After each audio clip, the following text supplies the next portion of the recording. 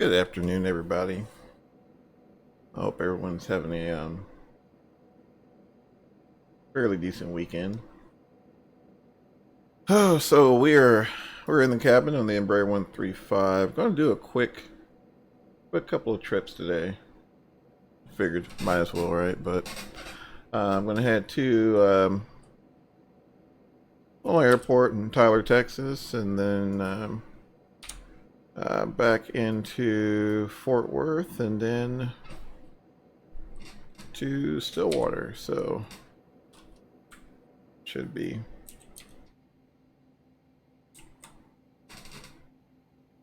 fairly decent trip.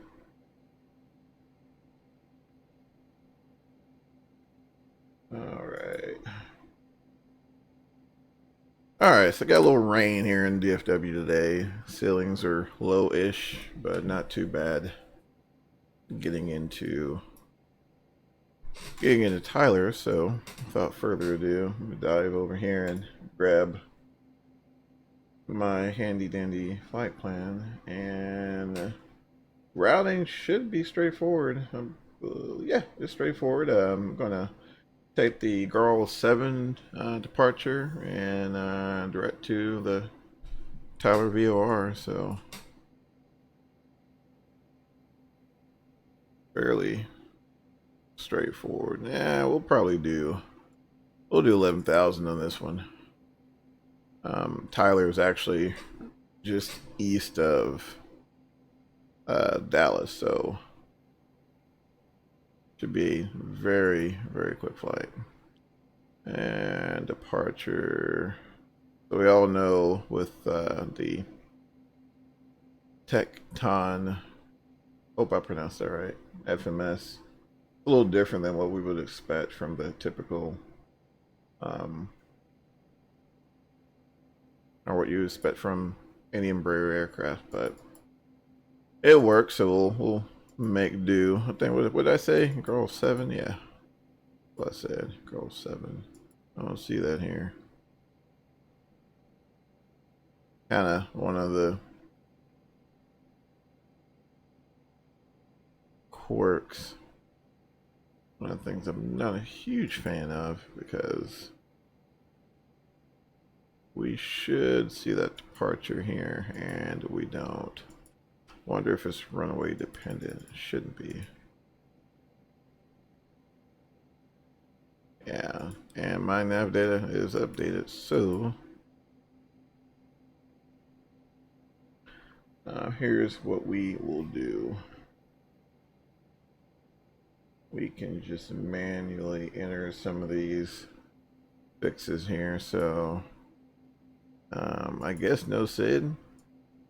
Yeah, no SID. So we'll go back here, but I will enter our arrival section. So Kilo Tango Yankee Romeo right there. And we're expecting 17, but we all know that can change, right? So we'll go ahead and put 17. I know there's not a star there. Pro transition, I think it's cackle.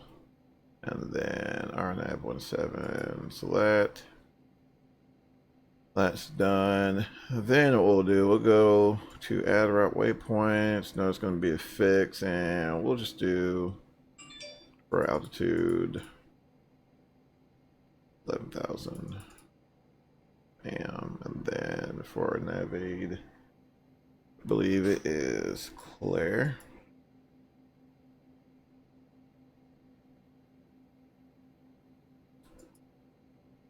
Okay, saved. It didn't spaz out, so that's good. All right, so let's go to Rock.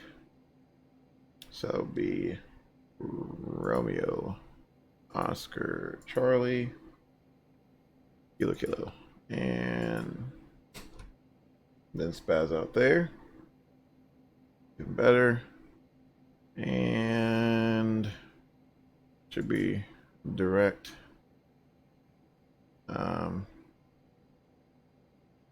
To Tyler after that.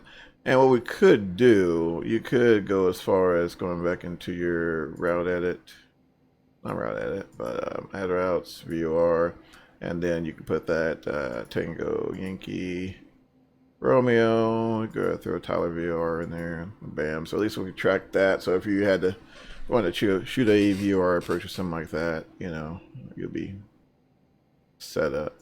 So, all right, so we got that. Go to our perf page and see how many souls on board today. Zero fuel weights, 30. All right, so we'll do 23 souls on board. Payload. We'll do about we'll do 1,058 for this one.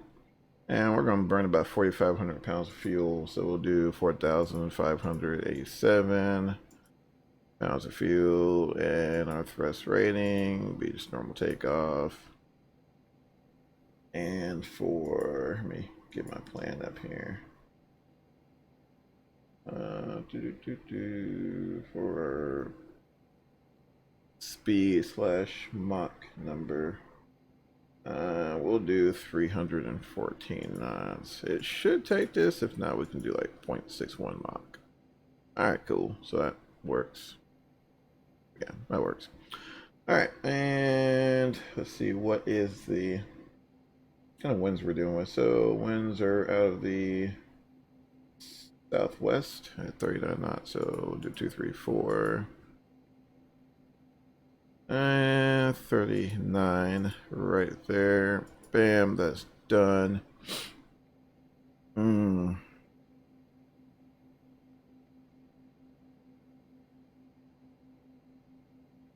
right. I think we're looking pretty good on this page. So we'll go ahead and execute that. Perfect.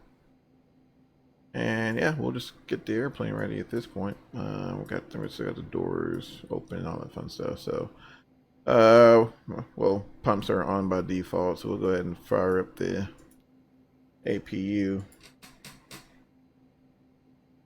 And there we go.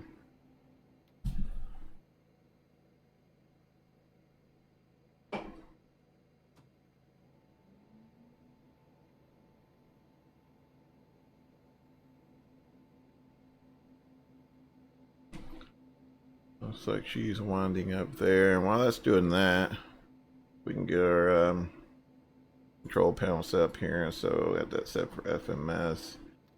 And we'll set this guy up for 11,000.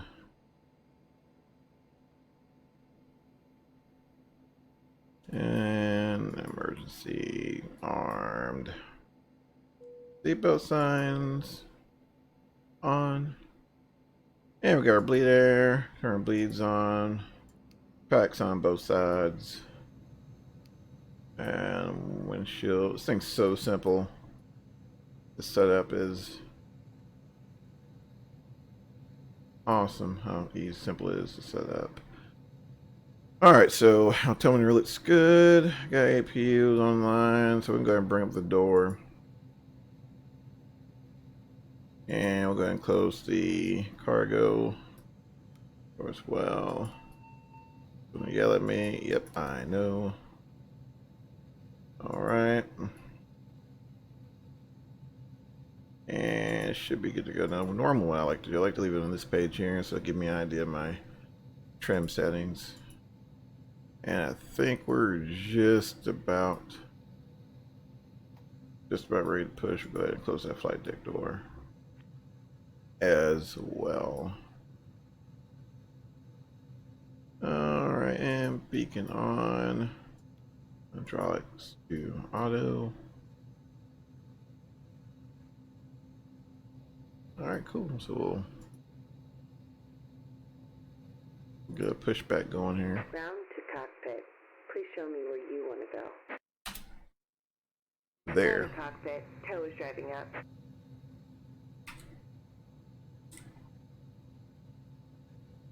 I wish they had Wish I would add windshield effects. It'd be kind of nice there, and get a little bit of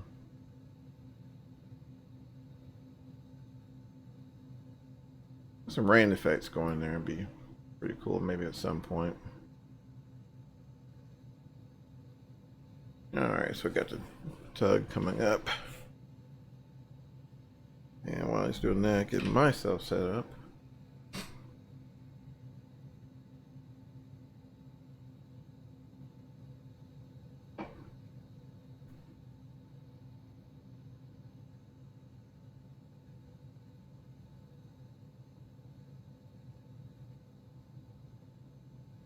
Okay, all doors and hatches are closed. Alright, just get up there.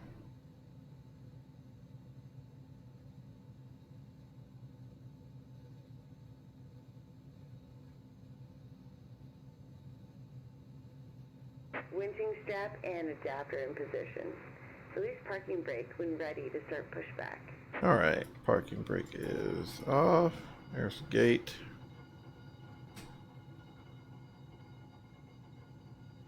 Wait for that clearance.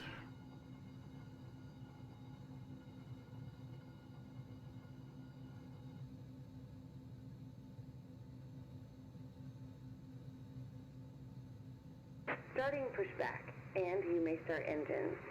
Alright, here we go. So make sure we're clear on the right and bad and whoop, did not want to cooperate.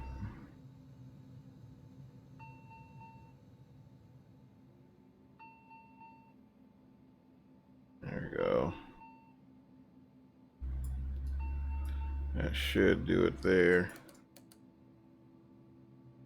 There we go. Like it's pulling up nicely.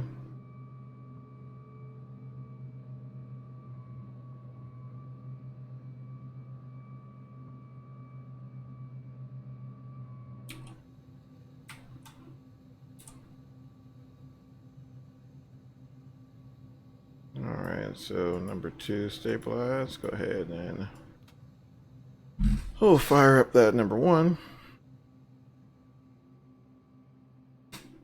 I'm sure there's some sort of key command you can set up to hold this guy in the run position. It would be kind of nice to monitor the engine parameters, especially at N2, to make sure, and your EGT to make sure you're good there. But I don't think hot starts or anything like that are modeled, so that's fine. Alright, looks like number 1 and number 2 are stabilized. So I have been told that normally the Operation complete. Go ahead and set the parking brake. the APU is kept from running until 10,000 feet. Apparently, I have issues. I guess not so much issues, but there's a huge performance dip, especially with pressurization system, and they use that additional bleed air from the APU to maintain the pressurization up to 10,000. But we're not going to do that. I'll probably go ahead and turn it off, and so we'll go ahead and turn on the bleeds on both sides on the engines there. We'll go ahead and kill the APU. I'm not going to do that. Tow is disconnected and bypass pin has been removed. Hand signal on the right. Alright, flaps to 9 degrees. And I'll set my trim up.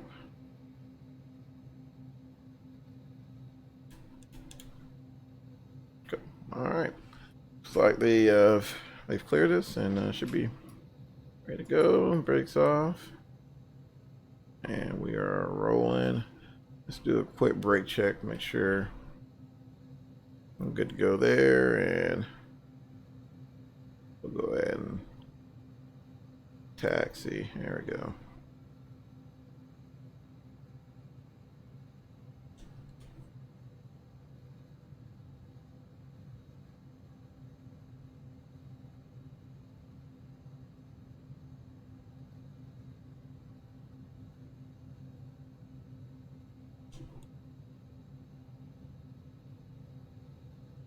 Don't need much. Excuse me. Don't need much thrust here, but if we can make this turn there.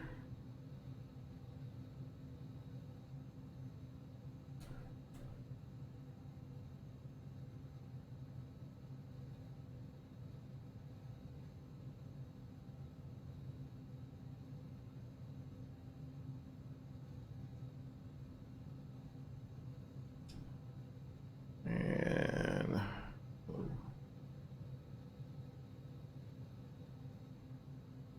gotta get up here and turn on the taxi light. There we go. That's what I wanted to do.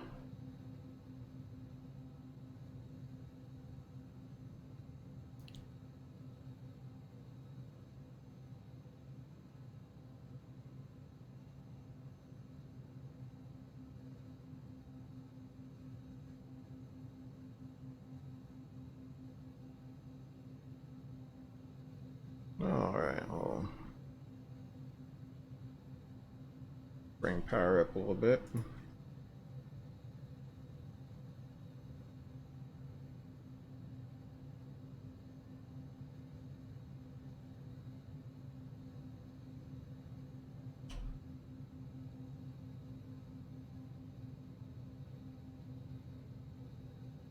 Let's see.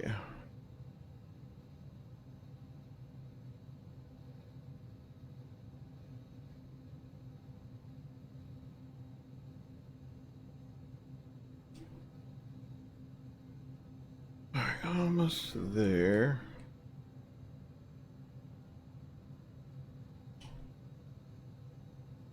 No idea why I'm thinking 1.7.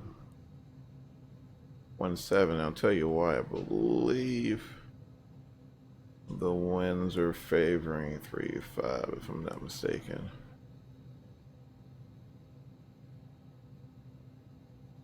And actually, what we'll do here is we'll stop.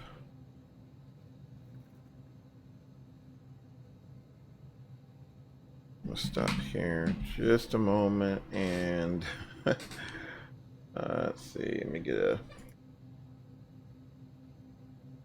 quick METAR report.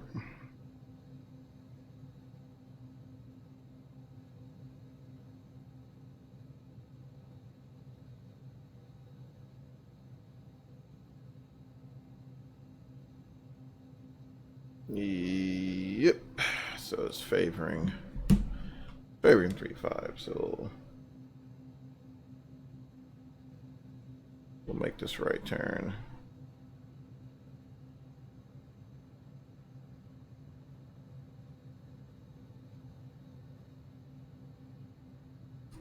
I think my hopes were so high that it would be 1.7, but yeah, wishful thinking. So we'll bring the power up just a little bit, and we'll see if we can get the ground speed. We'll see if we can get the ground speed up a little bit, about 17, 18 knots, and there we go.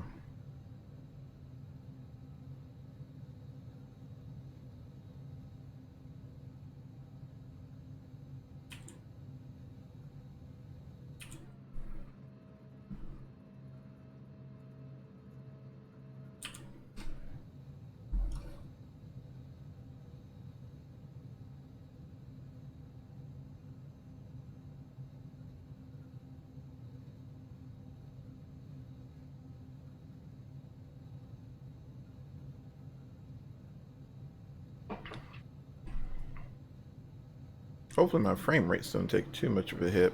Seems like every time we get this,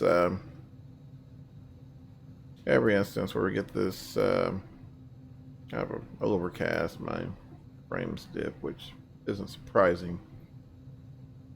I have a, it's supposed to be a higher performance cloud set installed, but it's not horrible.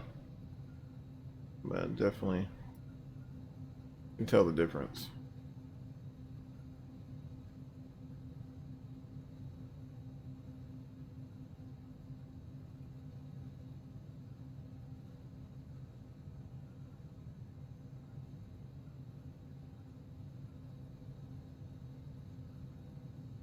It should get down here pretty quick. In fact, while we're doing that, I think we can adjust this, because I believe we initially picked 1.7, so we'll select this guy and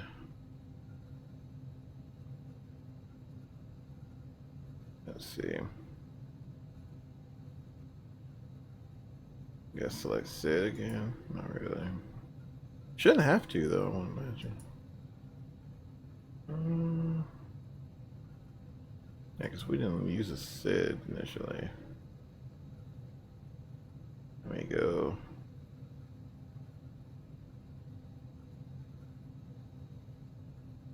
Let's see around edit. Yep, so all that's pretty much the same. So I think what we'll do, we'll take off and we'll maintain runway heading and jump in heading select mode, and we'll vector ourselves direct to flare.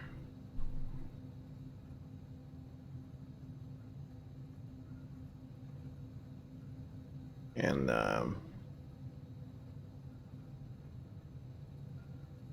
actually may just direct, let's see, route edit. Let's go direct rock, and then from there direct to Tyler. Man, we're booking it. Hold on, I think we're going downhill a little bit as well.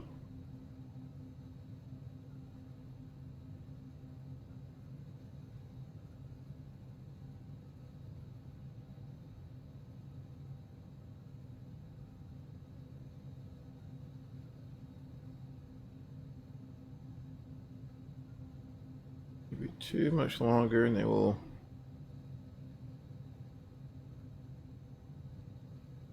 make this left coming up here and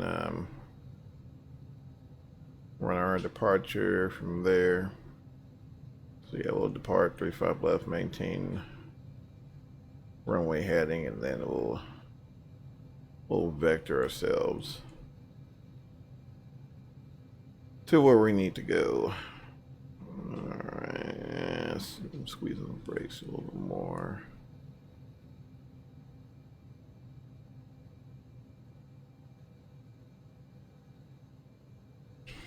Alright, let's kind of do a once over here and make sure get our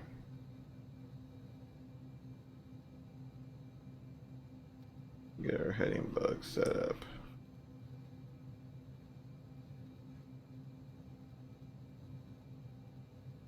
Now what we could have done is got ourselves lined up and then press the sync button on the heading. Yeah, a little sync button there, and that would have been probably a little quicker. Alright, strobe lights on. Alright. Looks like we're ready to go. Double check, funnel's clear, runway's clear. And clearance has been received. Just might see a little bit. Alright, so we'll go ahead and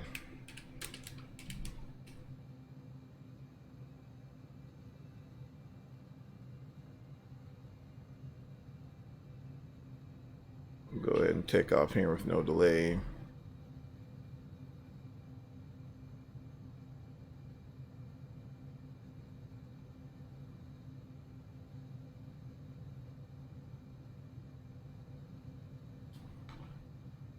Alright. Let's see, we're lined up there and take off.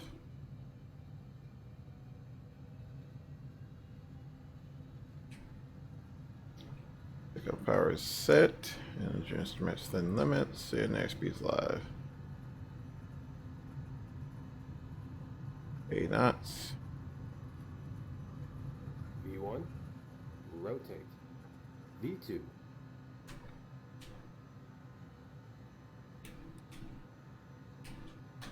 Alright, man, I'll go ahead and call gear up there.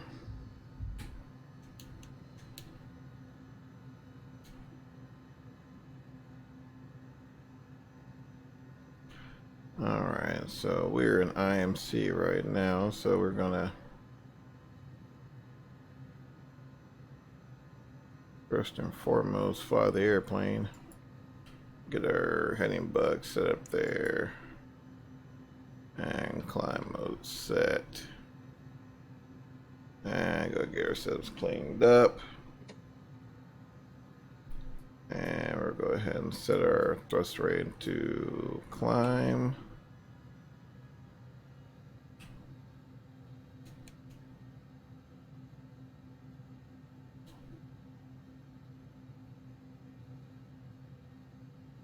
Yeah, it's a little, I'm trimming out here just a little more. You're nice and trimmed, and then we'll go ahead and engage that autopilot to help us out a little bit here while we get ourselves on course. Alright.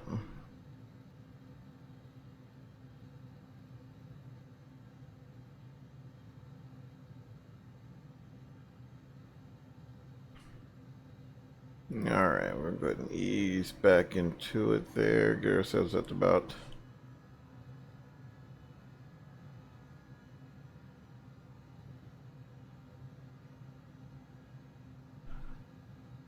back up to about 89%.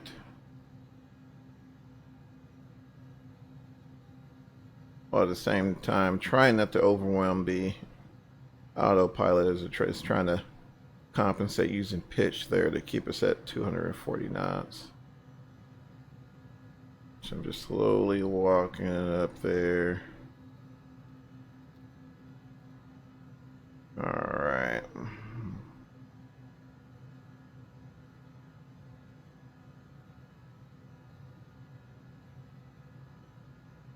Alright, so now let's go ahead and go direct clear. So back here, bleeds into progress, flight plan, and direct clear. And we'll put this guy in LNF mode.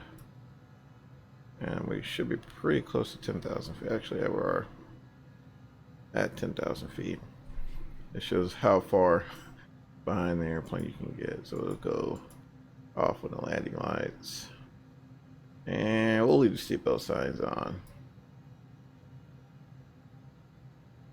And put this guy in cruise. I think I said 314 knots, I believe.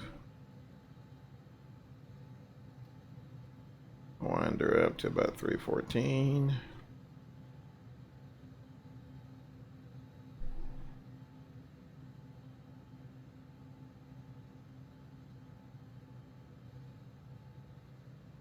Hey, bud, how's it going? Sorry about that.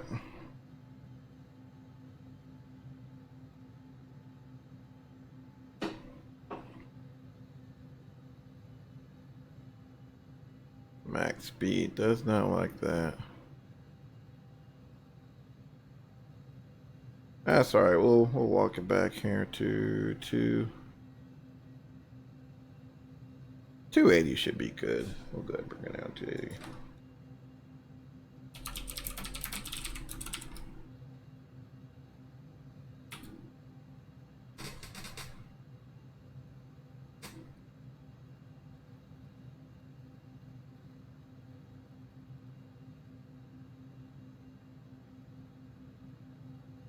All right. Bring power in. Just a little bit. Start flight training. Awesome, man. Congratulations.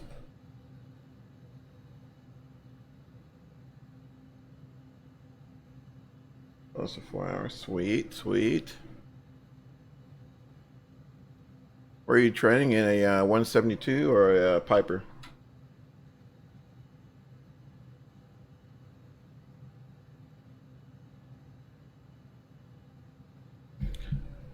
Tell you what, guys, I'm gonna try to get some charts here because I got a feeling we're gonna be shooting an ILS here in a little bit. Where are my charts? Let's see if I can find them. There we go. All right. All right. Looks like we're nice and happy here, cruising at 1,000. So 170, sweet.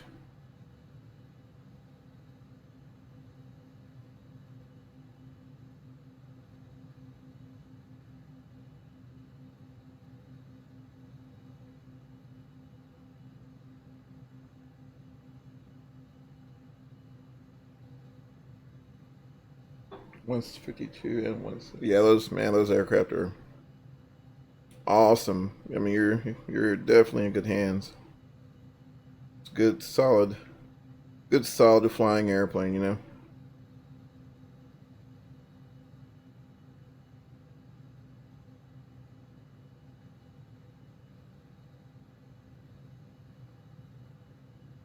Now I'm curious, has your instructor allowed you to utilize ForceFlight or Garmin Pilot, or have you been getting trained up on the paper charts?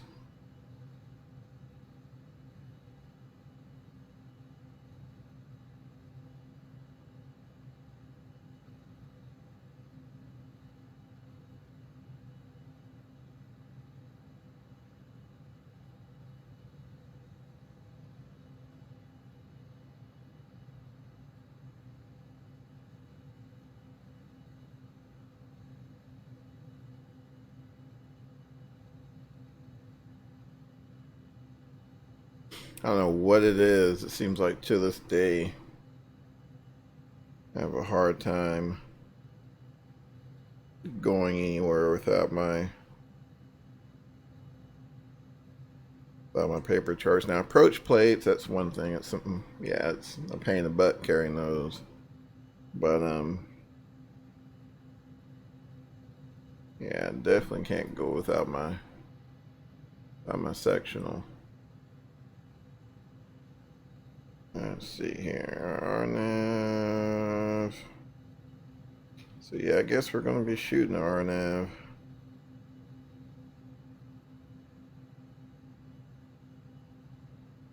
Let's see, Cackle 2500. Procedure turn at Cackle. I think we should be alright. Probably, I don't even think we'll fly that procedure turn actually.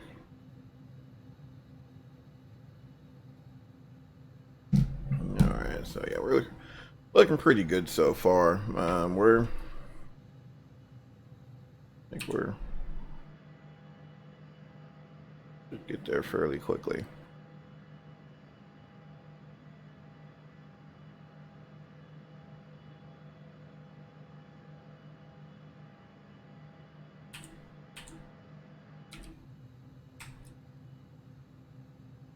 Yeah, I haven't flown this thing in ages.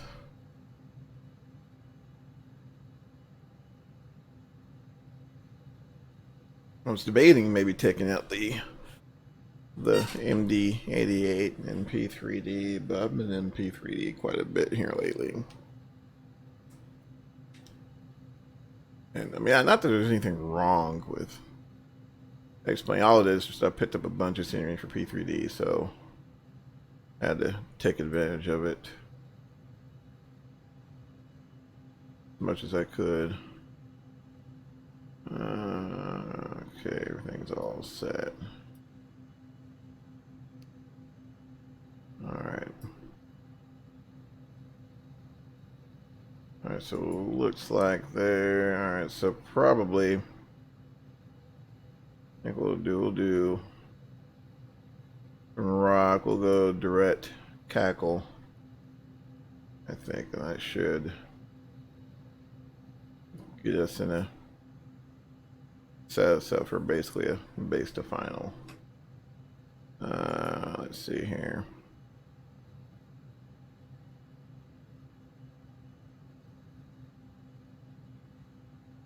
Yeah, because we're 9 miles from rock. So yeah, we'll just go. In fact, we'll go ahead and flight plan and just kind of have that highlighted. In fact, let's go ahead and do that right there. Here we go. Yeah, it's because we're like 33 miles from.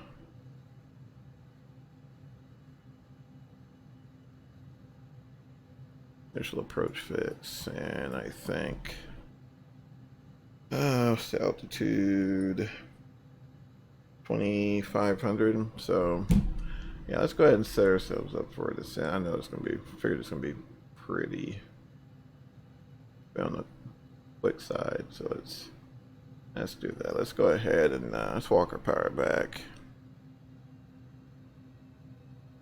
Bring our power back nice and easy. There we go. Vertical speed mode.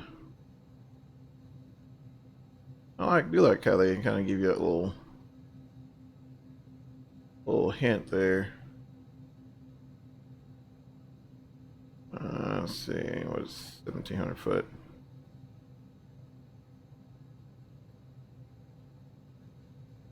I'm wondering if the actual 135 bleeds airspeed this easily. I mean, it's almost scarily easy how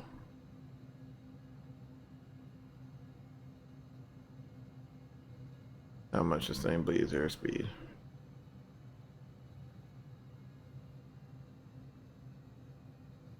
Alright, we're below 10,000 feet there.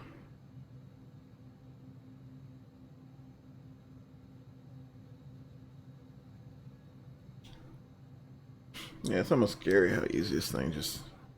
For example, if I cut power there, I mean, we're getting down there in airspeed, which is fine. Just curious to know if this is truly accurate.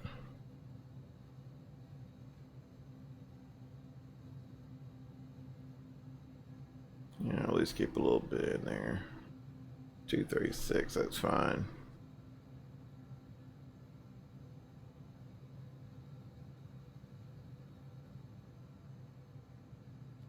And landing lights on.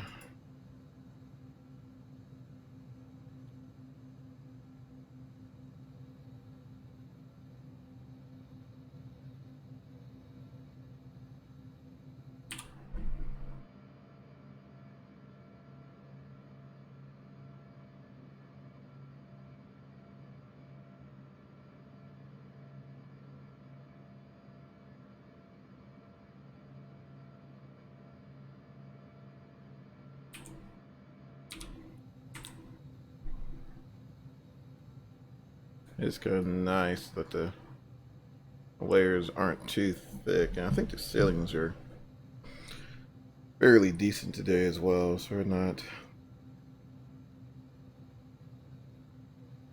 gonna be lovely. Let's see. Wave decision altitude is 789 feet, so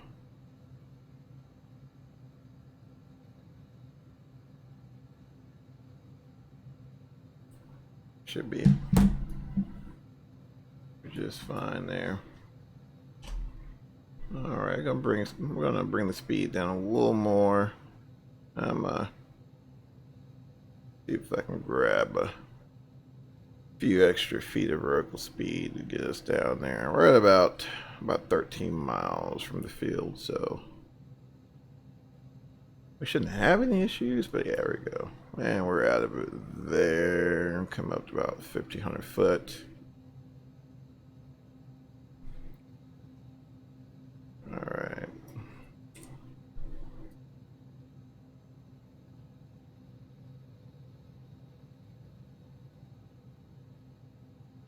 Yeah, let me double check. Let's see. Overcast 1,300 feet. Altimeter 3011. So how about we update that? Let's go ahead and put 3011 in there. Cool. All right. Perfect. Zoom this in a little bit. Just a little bit.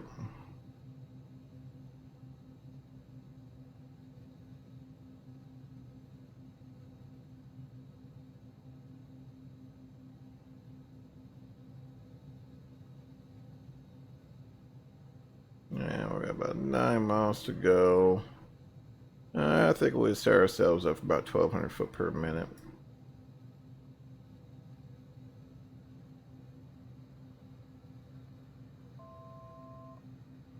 Yeah, 1 to go. Bring power up just a little bit.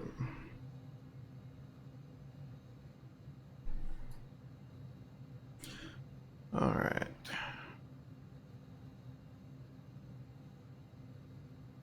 Got to field off our 2 o'clock.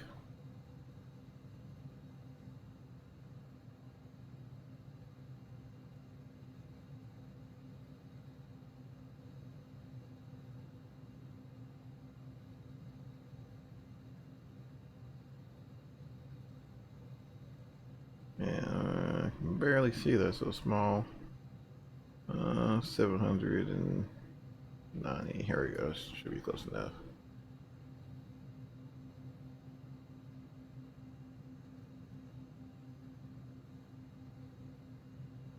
All right, getting pretty close to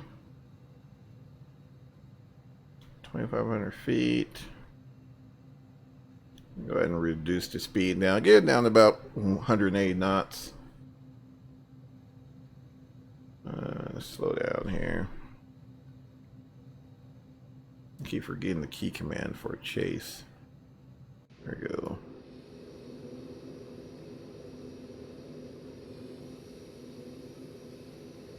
Looks like we're starting to level out a little bit there.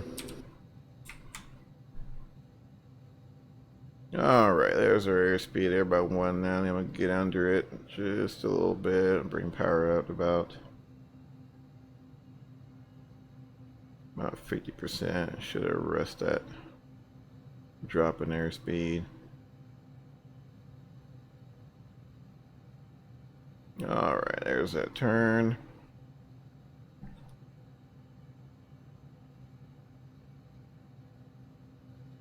And as soon as we cross Cackle, I think we descend to about 2,200.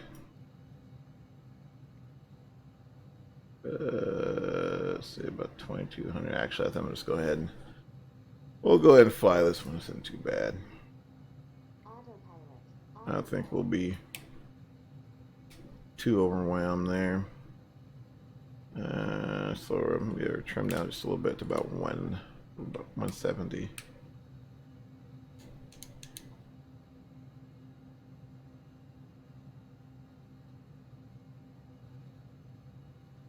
Winds aren't too bad here, so I'm thinking a flaps 22 landing would be just fine for what we need to do. I would like to see alright, 122.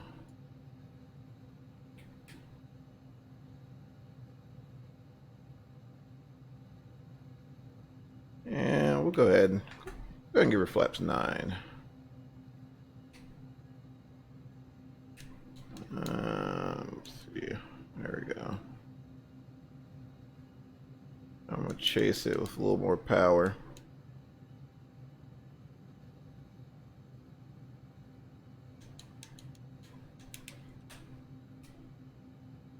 And gear down.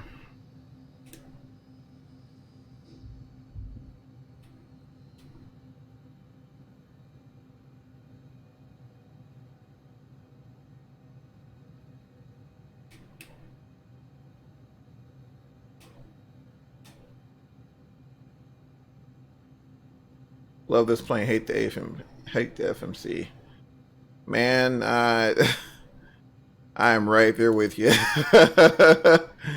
I can't, and it's not even that I hate it. It's just, it's really quirky. It's not.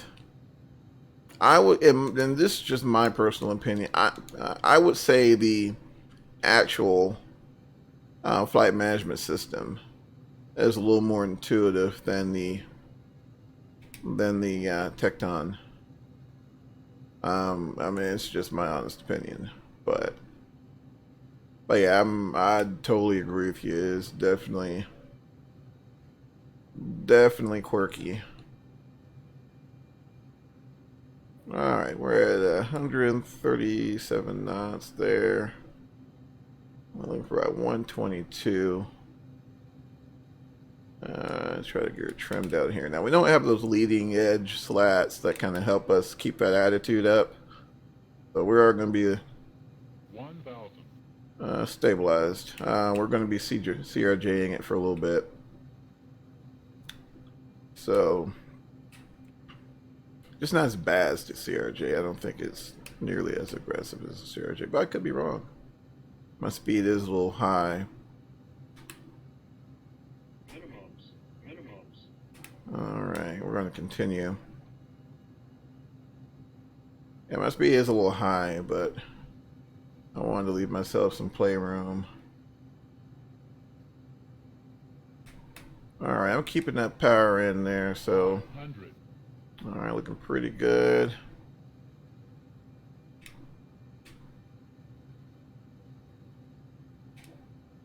Alright, so we're going to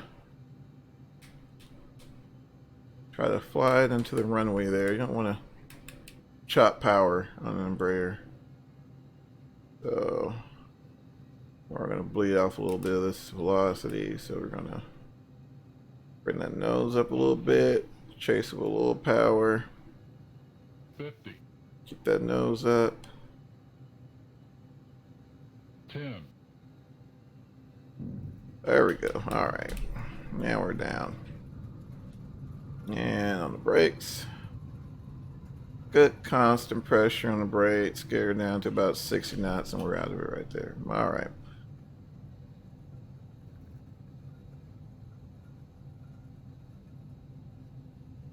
And we'll just I had to use GT1 Flashbird, but I feel like cheating. Yeah, I know, right? So, and it's funny because it crossed my mind as well. I'm like, man, that GTN would totally be on time for this one, but, and it's funny, the developer has said that, I mean, he is working on, you know, perhaps doing, I mean, he is working on trying to make an improvement to it, but I think what it is, I think he has other projects going on as well, so he just does not have the time necessary to devote to it. Because believe it or not, I'll tell you who did a fantastic job with the FMS is Phil there with their what plane are you using? I am using AKRacing ERJ-135. Just a fantastic model. In fact, if I don't mess this up, what really impressed me, I don't know, it just feels, even from the back, it feels, I mean, it sounds really good.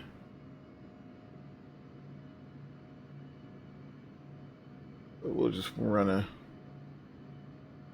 quick replay there and hit that tower view, which no idea what tower this is, but it says it's the tower view.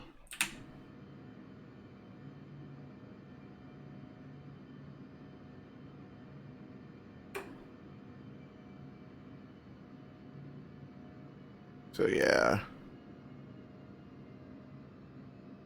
just a very well done model. I think the only thing that, to me, that this is lacking is the avionics.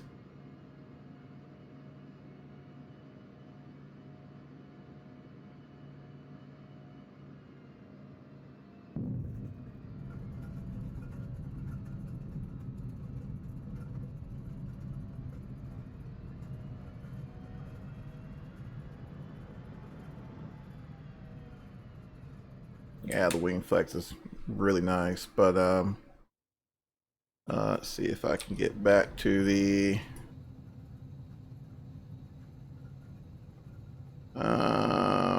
exit replay. There we go. All right, cool. What we got here? A little bit off a hard landing. Let's see. Refill their model. Yeah. Yeah, she is a bit off. On these short runways, I try not to dilly dally. Trying to on my greasers there. Rather try to hit that TDZ and try not to burn too much real estate.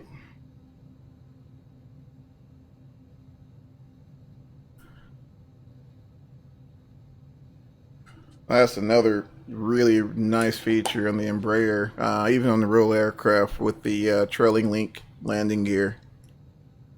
It's a very, very forgiving airplanes. Nothing like the Saab. I mean, you really had to work to get a decent landing on the Saab, but I mean, you get to a point to where, you know, if it's, as long as you get a nice, good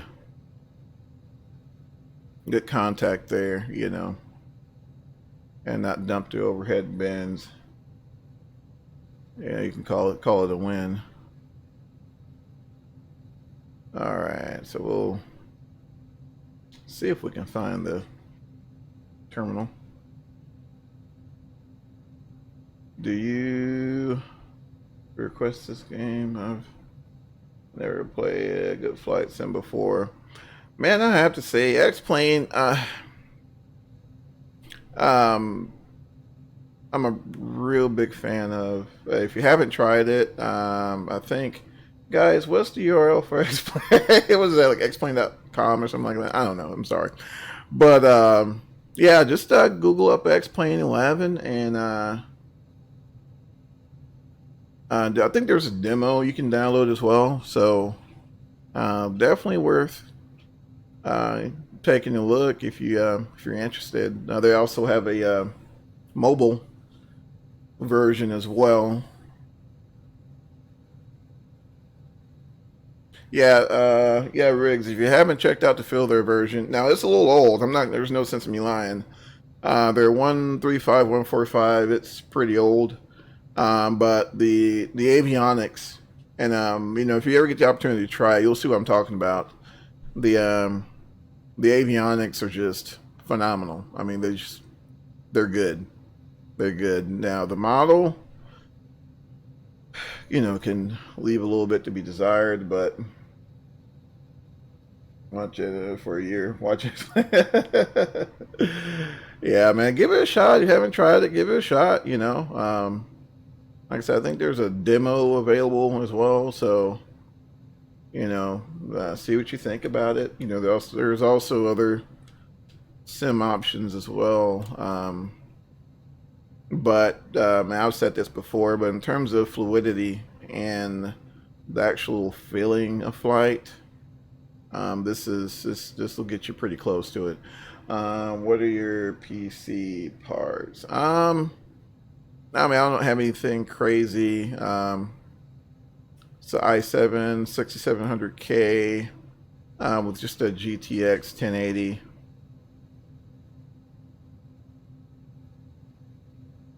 I don't know. PC is good. Well, you never know. I know there's I don't think so. Yeah, I never know. I would say, and I mean, I could be wrong, but I would say that I have no idea what terminal it is, but we're just going to park it right here. All right, cool.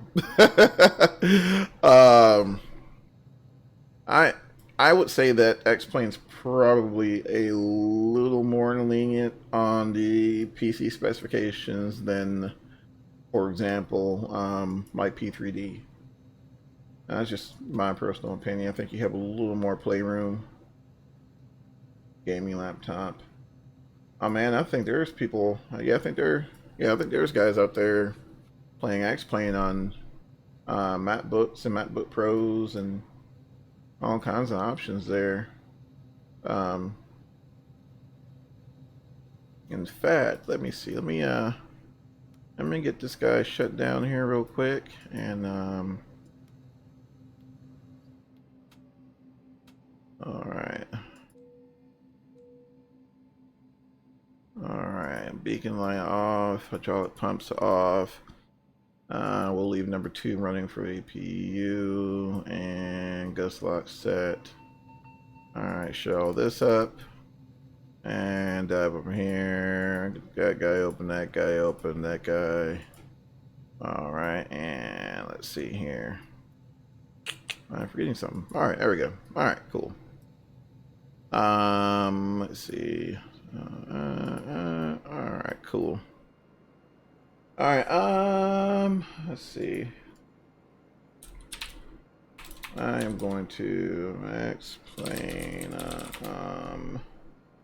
let's see. Yeah, there's actually a demo. So if it were me, what I'd do, I would go and download the demo, and if it works out, you know, just go ahead and snag you a copy.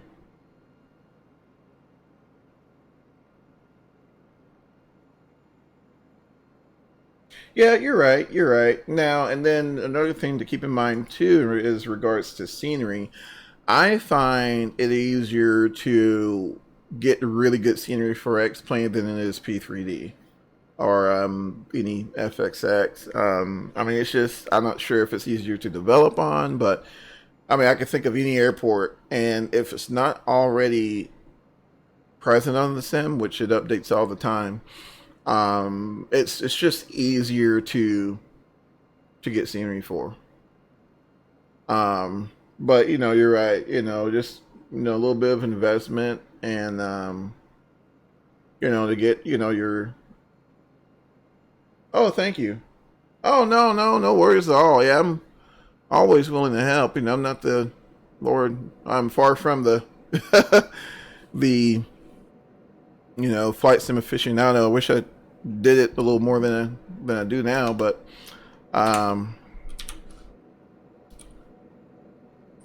do you play on keyboard?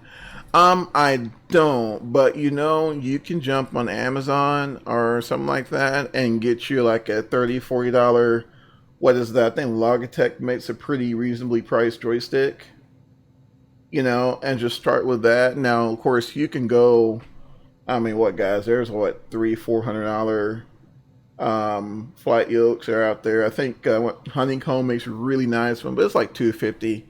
So you're looking at a little bit more of an investment, but just something starting out, just something to start out on the cheap. Jump on Amazon, grab you a PC joystick like a Logitech. I can't think of the name of it, but it's like the Logitech Extreme 3D, and grab that, and it's off to the races. I really wouldn't be too terribly concerned about especially just getting into it, because who knows, I mean, I like it, but it's pretty difficult to play on a keyboard. I'll say that. Have Euro.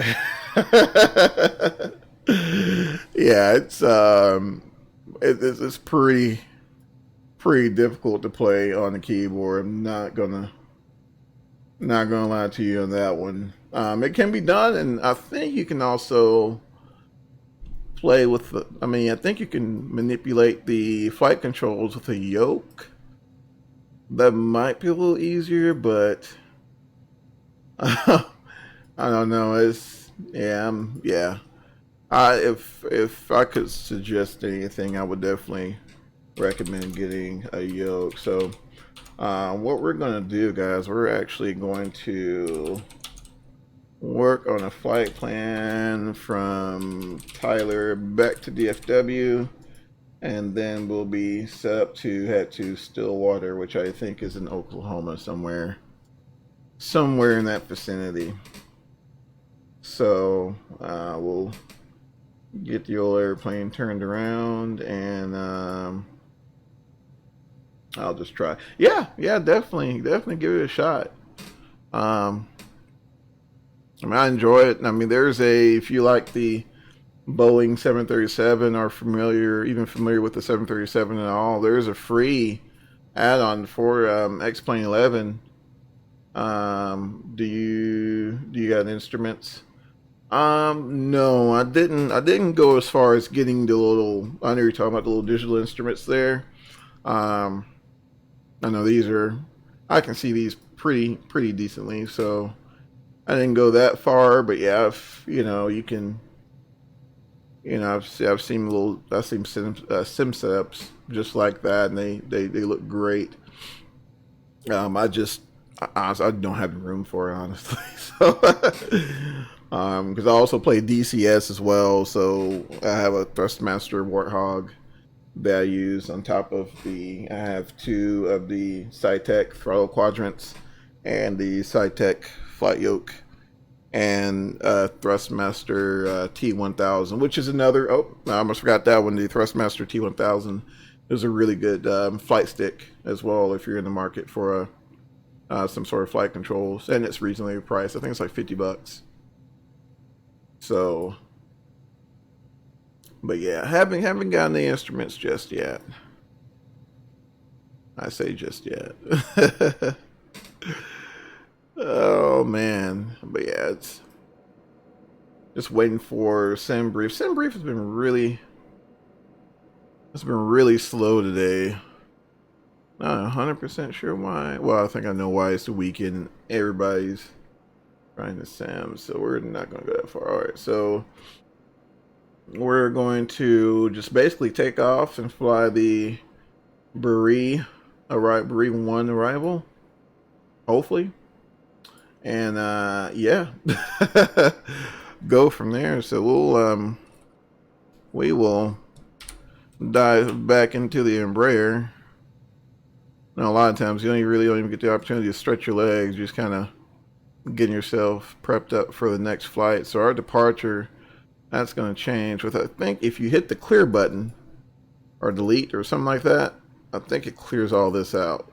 Yes. All right. So it clears all this out.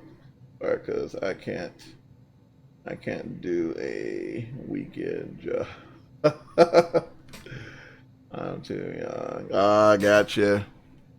Gotcha. Yeah, unfortunately, sometimes I'll have little things to do in the weekend. For one is to mow the lawn, which I've yet to do, but it's raining, so that gives me an excuse not to mow the lawn. But fortunately, I'm working somewhere where I don't have to work on weekends anymore. But I definitely remember the struggle. All right, let's see. I should have some decent weather here as well. What's the winds? 2, 2, 4. Where are you? Where'd you go? All right, so Tyler 190. All right, so we're still favoring 17. All right, so we'll go down here. 17. Won't be flying a SID. No transition. Then we'll jump over here to our arrival page, and then we'll type in Kilo Delta Foxtrot Whiskey. And we're going to, I think, 3-5 is going to be. Hopefully 3-5. Yes, it's 3-5. All right, so I can't download the demo. Oh, really?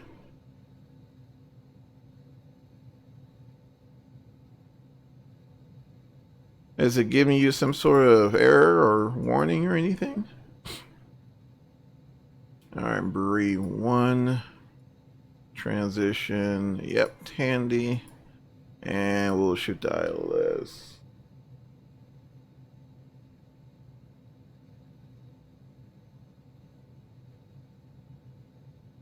Let's see. All right.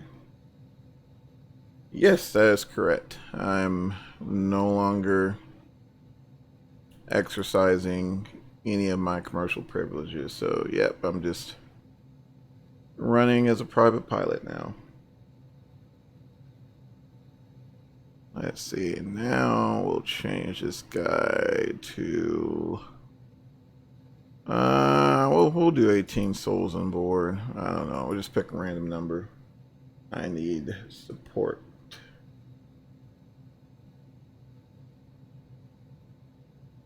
Uh-oh. Is it giving you some sort of error at all, or is it just not letting you download it. Alright, fuel is 5,300. Normal takeoff. And cruise. What do we say? Let me head back up here into the flight plan. Alright, 0.75 Mach. But we won't go. We'll go ahead and we'll say 290 knots.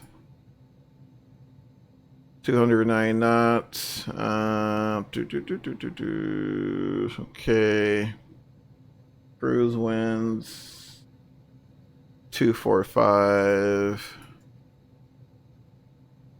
245 at 62. All right. Let's see everything. Yeah, it's about right. All right, cool. So we'll go ahead and do that. Got that set up there. And yeah, so we'll go ahead and get everything going. Go and disconnect that. 20,000 feet, maybe.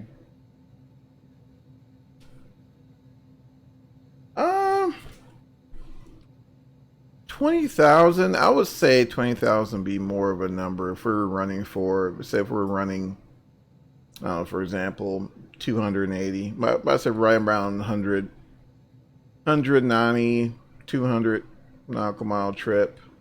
And I would definitely say maybe 20K would be more of a idea cruising altitude. The only thing is, so the Embraer 135 was actually one of the aircraft that replaced the turboprop in the United States. So in the US, we don't have as many. Well, I don't think there's really any that I know of actual regional. I think even the dashes in the Northeast are starting to go away, but we don't have too many regional turboprop aircraft anymore. And so you'll have these guys running 100, 200 mile legs all the time. So normally it may be a situation where you may just be coming up 10,000 feet, 11,000 feet, and coming back down. It also depends on what the winds are doing, which the winds have been kind of high lately. So a lot of times, dispatch may have a situation where it may be going a little lower than normal. So it just really depends on where you can get the best performance and the most efficiency. So that's what we'll do. I think we'll come up to 12. Let's go back here. Let's see. We'll do 12,000. Oh, will it not let me change it now? Let's see. Oh, nope. Won't let you do it because the flight plan is loaded. Really? Come on. All right. No worries. Guess we'll just run 130. So, let's see. All right, here we go. That's set. All right, so we'll go ahead and turn on the fasten seatbelt signs. Beacon light is on. Menu, go ahead and shut the door. And should be good to disconnect the GPU and remove those chocks and safety cones. All right, and we got our fuel pump on. And just do a quick scan overhead to make sure we're looking pretty good. I think we're also clear of ground equipment. All right, and then we'll go ahead and make sure we are clear on the right. And we'll go ahead and fire up this right engine. We'll get number 2 going, then we'll get number 1.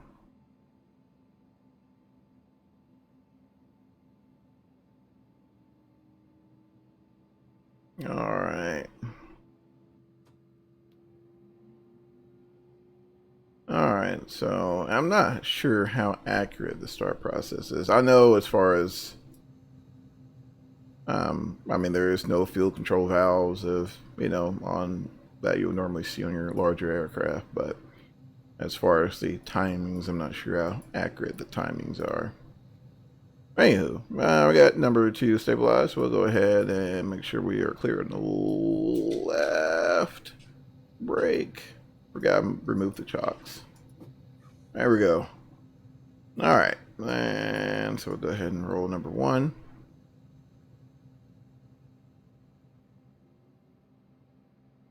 And number 1's coming up. Once again, can't see my parameters there, but I can hear them. All right, looks like number 1 stabilizer there. So I mean, you can kind of tell like this airplane was definitely designed to get in there, make a quick turn and get the heck out. So I mean, you're running quite a few legs per day in this thing. All right, looks like we're all stabilized. Everything looks good there. All right, and I've got to turn our fuel pumps on. All right, so APU gen is off, bleeds on. We'll go ahead and kill the master. And let's have a ready for taxi, and we'll go ahead and, where's that? All right, we'll turn taxi light on. And go back to our performance page, and let's go ahead and get our trim set up to 6 degrees up.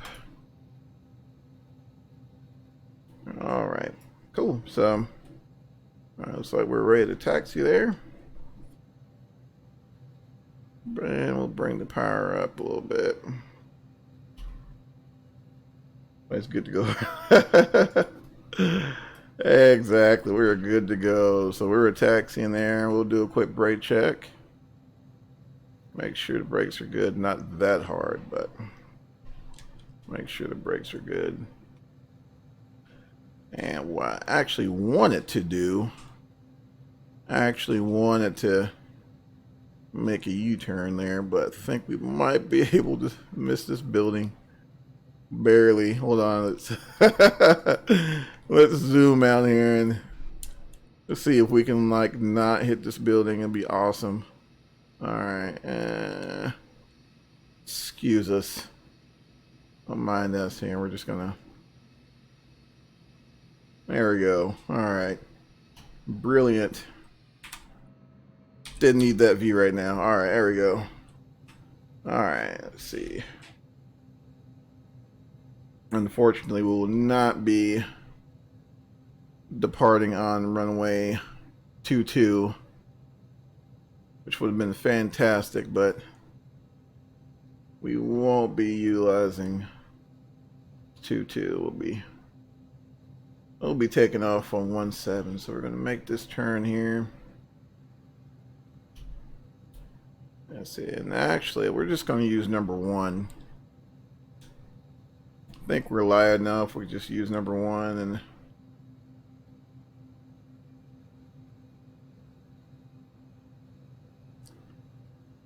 you can always go around and say exactly. Exactly. And another thing and of course there are pros and cons to both X-Plane and prepared 3D or P3D.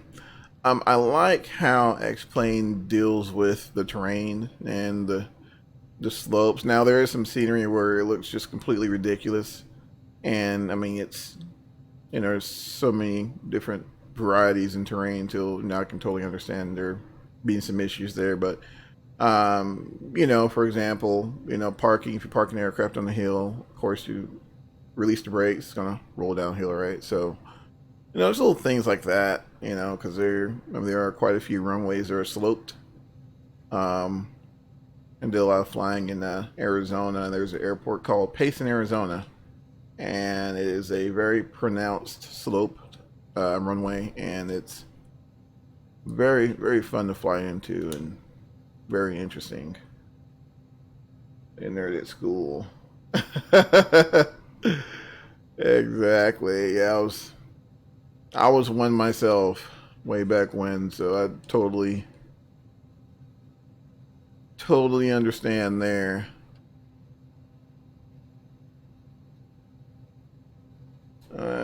Do you have that? You can have failure. Yeah. Now, I think, if I'm not mistaken, and I'm sure someone could probably chime in, you can have there's some aircraft, especially the higher end add-on aircraft that you can purchase, but there are some aircraft that where you can simulate, for example, engine outs, things like that. You do have that capability. But I think probably the more interesting failure models are going to be the ones from aircraft that you purchase, like Flight Factor, I think. Tolis, I think, has a custom failure model, which the Airbus A320 they did, and I think Tolis also just put out a 321. But yeah, I mean, V1 cuts, hydraulic failures, all kinds of fun stuff you can do. So you can definitely have a eventful flight if you choose. All right, here I was kind of looking to see. I probably should have my AFD out, but I don't. So okay, so yeah, we'll make a right. We'll make a right up here.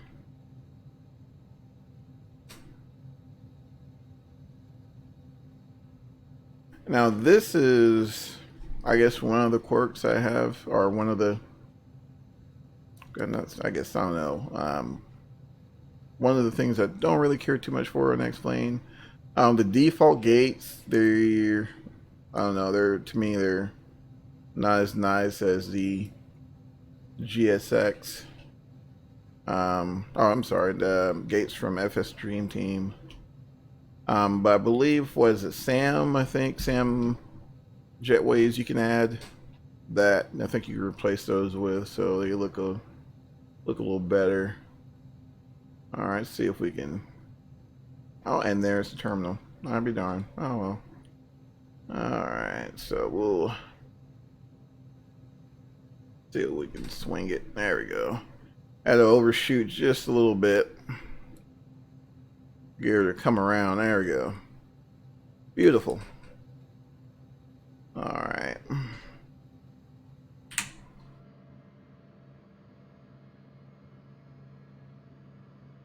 Yeah, it just feels, I don't know. Like there's a lot of things that, let's see, there, by the way, there's something you can, is there something to talk to ATC? There is air traffic control built in on X-Plane. Now, preferably, and especially if at some point you're looking to get your certification and you really want to practice, I highly recommend VATSIM. VATSIM or Pilot Edge, and that is it's I guess more of a realistic approach to it. So there are real controllers that you talk to using the real the appropriate phraseology that you would normally use when you're communicating with air traffic control. It's awesome. Really good experience. There's Pilot Edge as well. But I mean, like I said, there is default ATC, but it sounds really robotic. Even the if you're checking weather, for example, and you're using the ATIS or the AWAS or ASOS, depending whatever system you'll be trying to pull weather from. ILS hole. There is no ILS at this for this runway. It doesn't sound like a normal ATIS. That makes sense. Sounds really weird, but yeah, there's quite a few options you can use for air traffic control. I know years ago when I was doing my flight training, I'd jump on VATSIM, and it helps out quite a bit when it comes to just knowing how to effectively communicate with air traffic control. It helps out quite a bit. All right, looks like we're just about ready to go. We do need to throw in flaps 9, get ourselves set up there, and get my trim set up. And we'll go ahead, let's see here. Yeah, I think we're good there. I have to go. I'll be right back. You too. Sorry, fellas. No worries. Feel free to, if you have a question or something like that, and and I'm away or whatever, feel free to drop a comment or a message, and I'll be more than happy to answer them if I can. But definitely, I appreciate you swinging back, bud.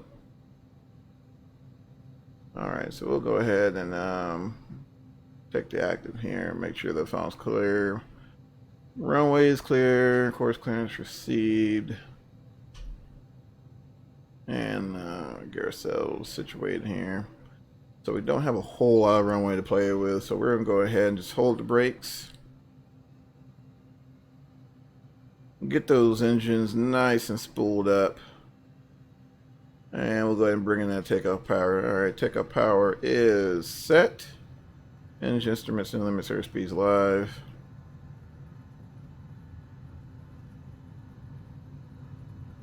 $80 knots. V1, rotate. V2. Alright, and pause ready to climb. Gear up.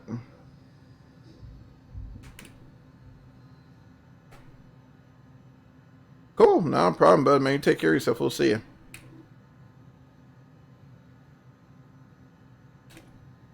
Alright, and get ourselves situated here.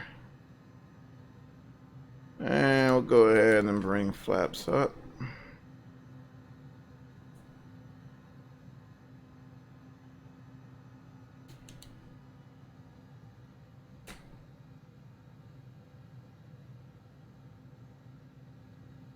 Alright. Gear nice and trimmed out there. We'll go ahead and roll that power back a little bit. And we'll go ahead and engage that autopilot, kind of help us out a little bit, make sure we're cleaned up. Alright, everything looks good up there. Alright, so we're not gonna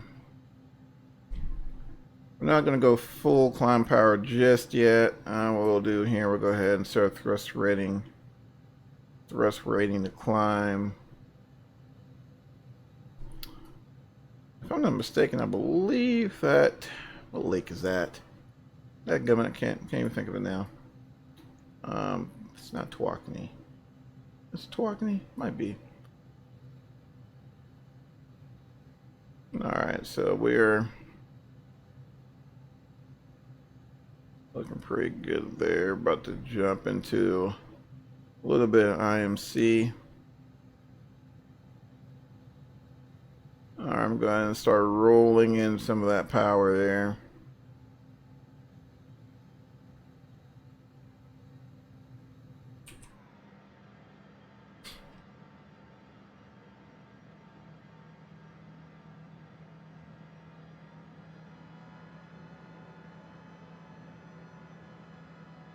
Alright. And she did not like that. And we're also getting like 6,000 foot per minute, so let's roll that back a little bit. Let's dial that back just a little bit.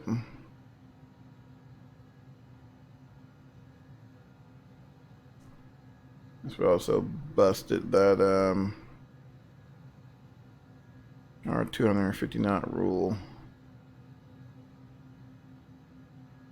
All Still doing pretty good, getting about 4,200 foot per minute.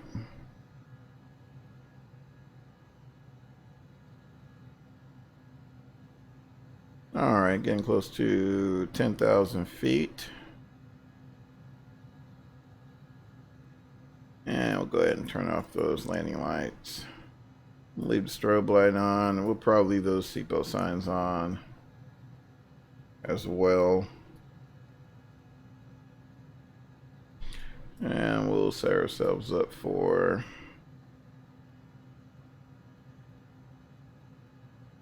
let's see here. Put this guy in speed mode. There we go. All right.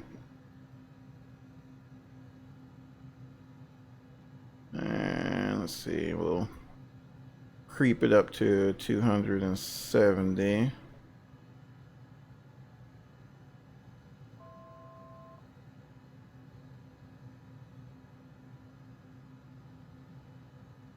And we're literally right on flight level 130. We'll go ahead and roll the power back. And bring our airspeed up to 290. Bring that power back a little more. Alright, and then we'll set our thrust rating up for climb. Only for cruise. And there we go. Perfect. Perfect, I say. All right. So fairly straightforward in the approach. We're literally 68 miles from our approach fix there, Tandy. And we'll get ourselves set up to shoot the ILS here shortly. But before we do that, guys, I'm going to run and grab a drink of water, and I will be right back. And let's see. Right back, guys.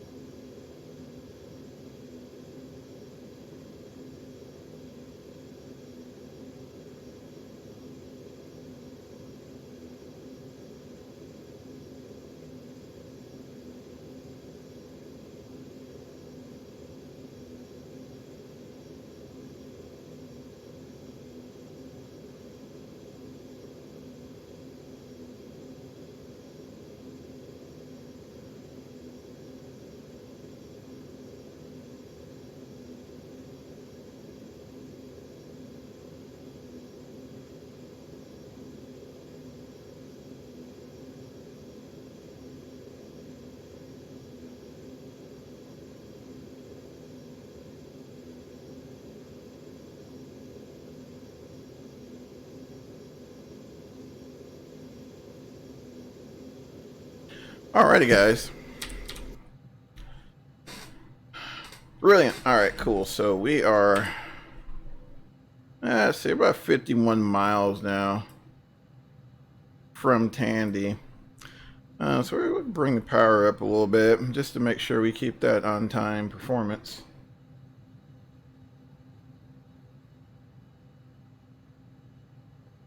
Bring that power up a hair. There we go.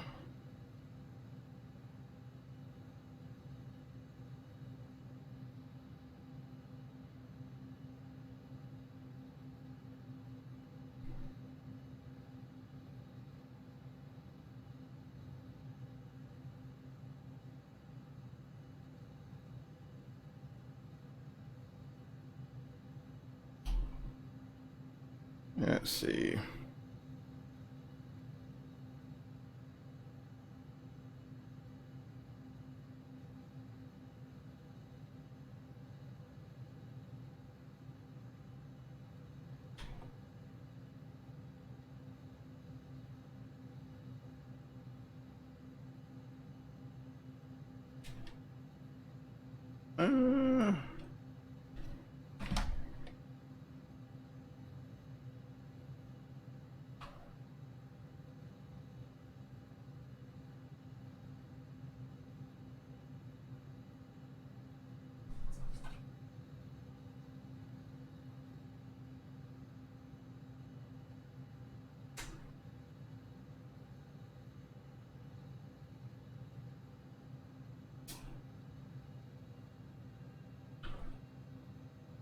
There we go.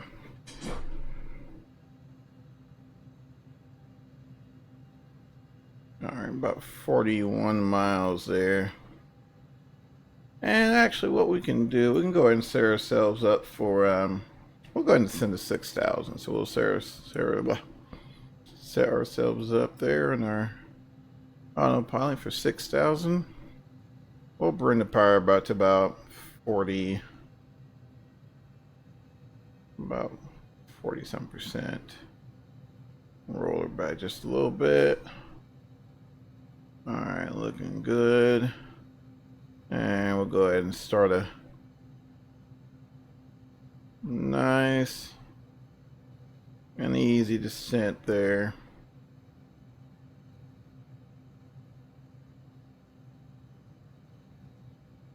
I'll rolling that back a little bit.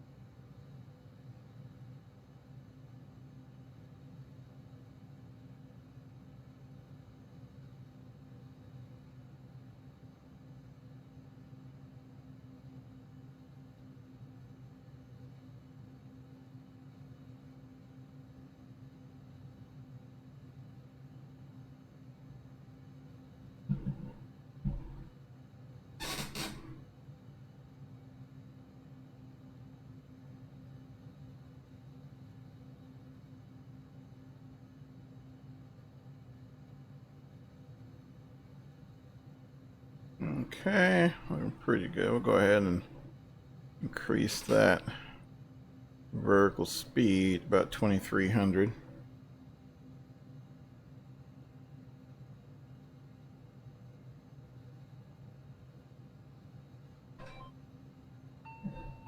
High speed.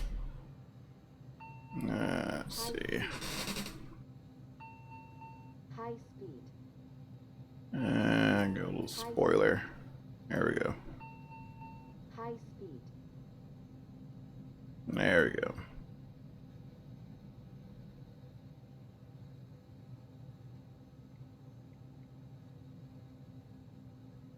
Let's see, we can probably pick this up a little bit.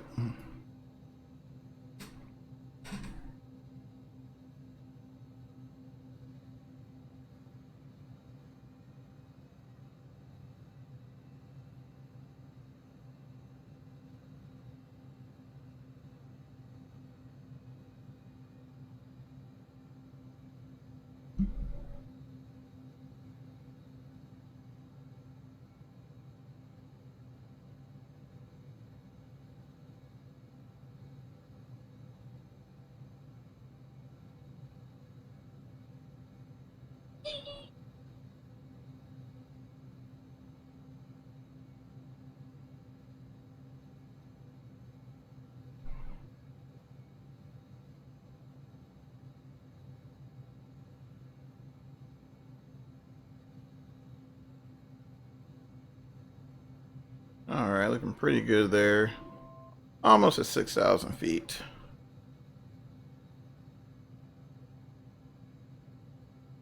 It's me. Oh, hey, bud, it's going.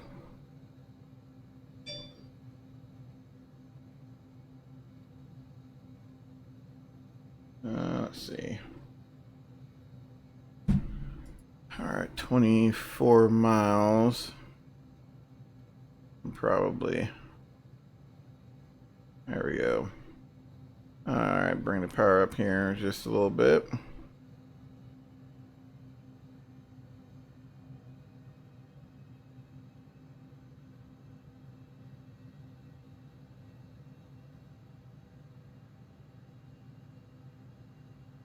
There we go, about 60%.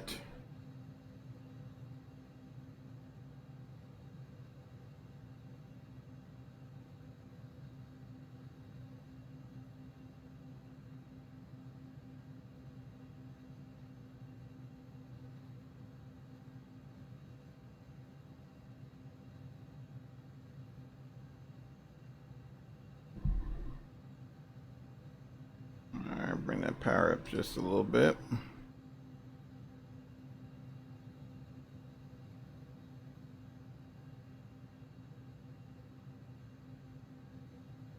And while we're doing that, get my approach plate up for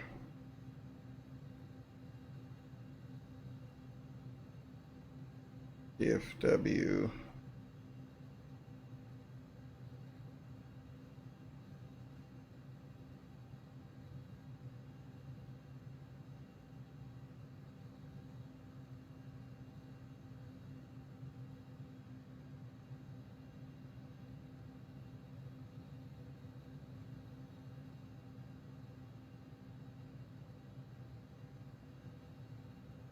Let's see.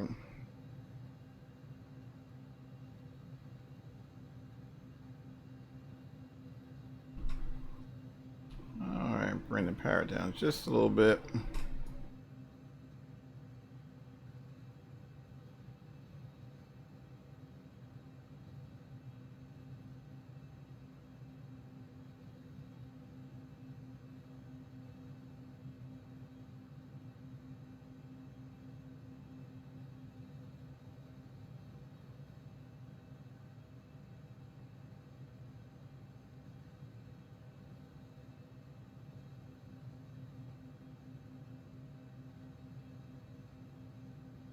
And approach.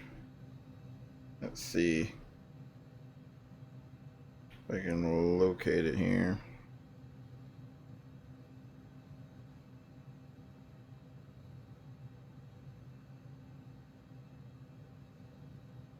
All right, here we go. So I think we can also utilize this as well. I will say this is really handy. So 111.35 there. Okay, that's for nav 1.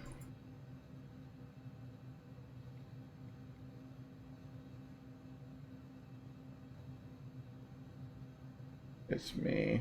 Oh, hey, Bud's going. All right, let's see here. So we'll set this guy up for heading select.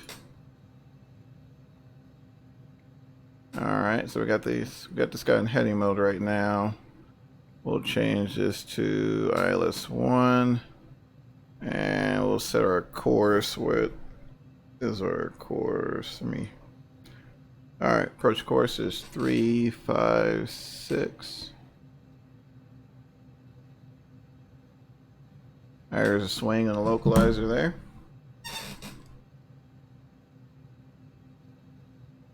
And we'll also put this guy in approach mode.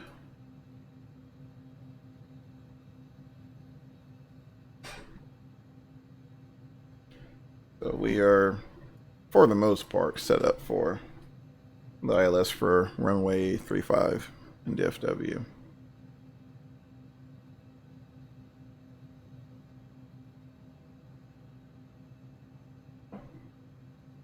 How was that? Ah, gotcha. Gotcha.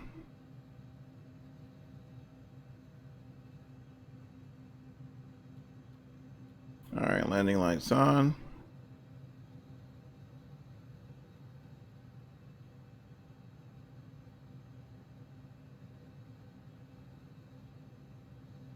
All right, so we're getting pretty close there to Tandy, so I'm gonna try to reduce the speed. We'll try to get speed down to about 190.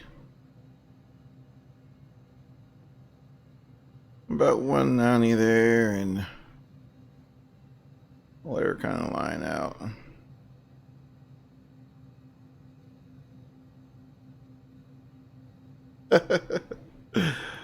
That's awesome.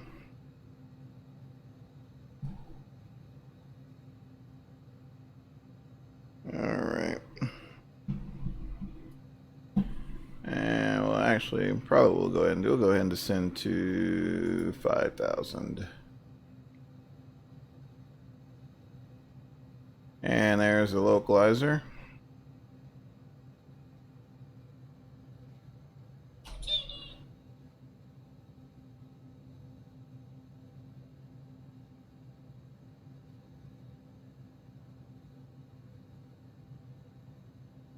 Let's see. All right. Overshot just a little bit, but that's fine.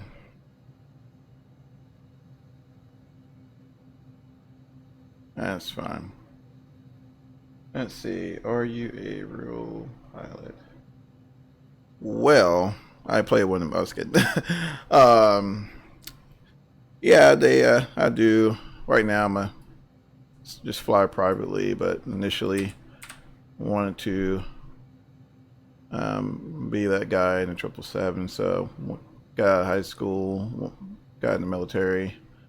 I was in there, got my commercial rating, and did some flying commercially for a little bit, and I got laid off with the company and went back to my original degree field, which is in IT, and I've been doing that ever since. So I still fly privately from time to time when I get a chance. So, but yeah, to answer your questions, from time to time I am. Oh man. So it looks like we're on the glide slope there. And let's see. Yeah, it should be pretty good now. We'll keep the speed up here. It is my dream. 747. Awesome. Awesome. Yeah, those are. Yeah, I definitely enjoyed it while I was doing it. I mean, I still enjoy aviation now. Yeah, but I will say once you get your ratings and everything, I mean, as long as you're in something, it doesn't matter if you're in a Saab 340 or a 747. Just as long as you're in the air, that's all that's going to matter, and you're paid well. You got that good quality life, and you're paid well. That's all that matters. That's what. I've been doing it. Let's see here. In 2003, heck, close to 20 years now. Been flying, so yeah, it's just definitely a passion of mine. Let's see. All right, we'll go ahead and or flaps 9, and we'll go ahead and call gear down. We're definitely gonna get that.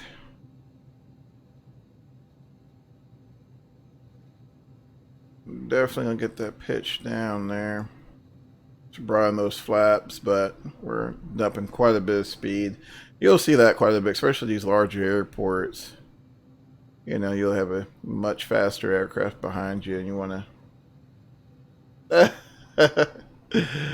Gotcha. No, no worries. No worries at all. All right. All right, we're at 180 knots right there. We'll reduce the power a little more, and we'll go ahead and call flaps 22.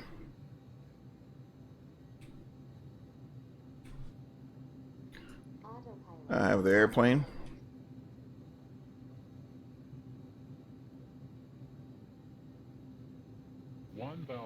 All right, stabilized. So right now we're a little high, but that's totally fine. So what we'll do, we'll just bring the power to idle and continue. Bring the power to idle, and we should dump quite a bit of altitude. We'll actually use that pitch to control airspeed. So I'm gonna bring the nose up, and then we're gonna start bleeding off that airspeed. All right, looking pretty good there. 500. I'm coming behind with a little power and some trim. There we go. Got a bit of a crosswind, but not too bad.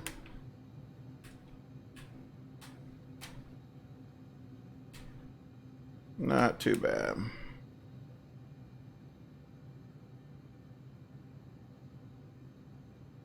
All right. A little bit of nose up trim. There we go. See if I can hit those markers there. 100.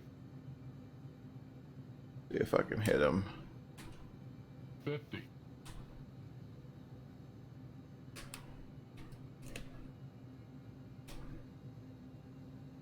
10. All right. There we go. Now we're down there. All right. Burst is engaged on the brakes.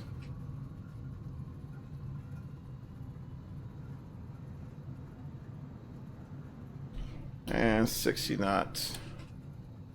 We're going to coast for a little bit since our gate is quite a ways away.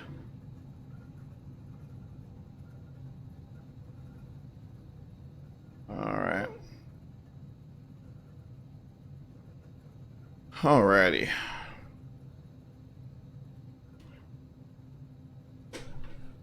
Looks like KTL, yeah. Yeah, if you think about it, DFW and ATL, they're set up kind of the same, except they're it's a bit of a difference there on the compass. 9-degree difference, I believe, if I'm not mistaken. Oops. All right. I was looking at the knots. I thought you were too low.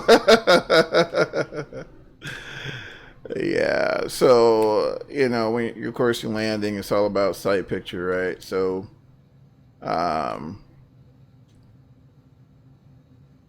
wherever you're looking at, of course, you want to make sure that, you know, you have one, enough airspeed, and then 2, enough altitude. So if you look to, you'll notice those lights that's to the right of the runways. Those are called well, different names depending on the systems, but preferably you want 2 red, 2 green. And that'll give you your 3-degree glide path. That's perfect for most approaches. So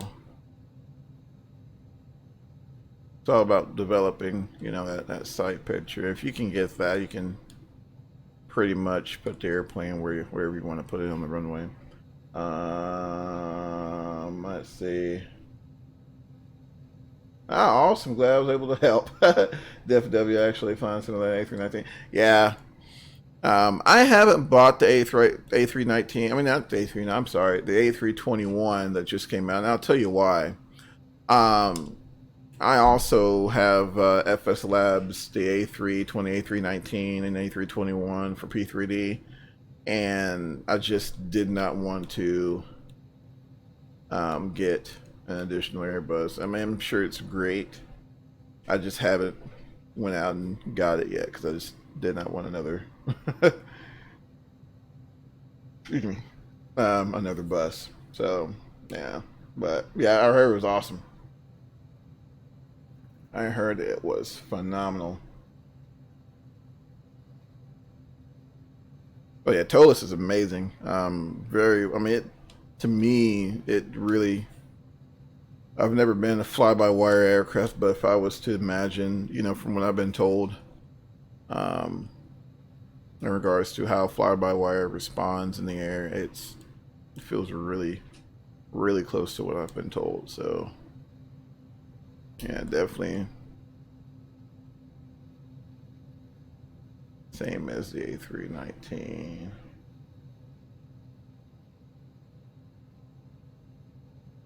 Oh yeah, absolutely. I mean, and then that's important, right, for cockpit commonality. So if you can get typed in the, if you can get your type rating in 319, then a 320, 321. I think the biggest differences are, um, from what I've been told, the wing is this exact same as A320.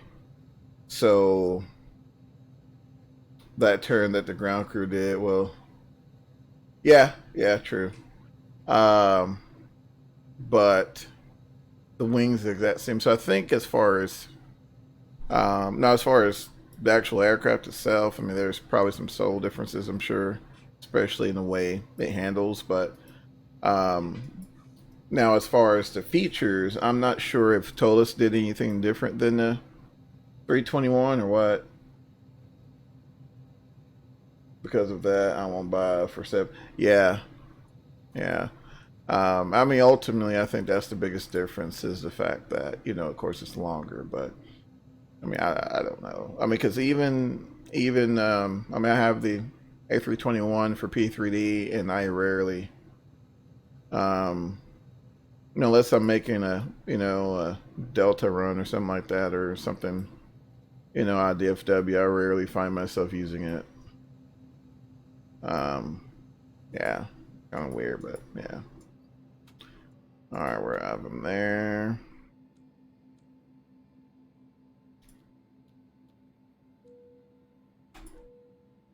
All right.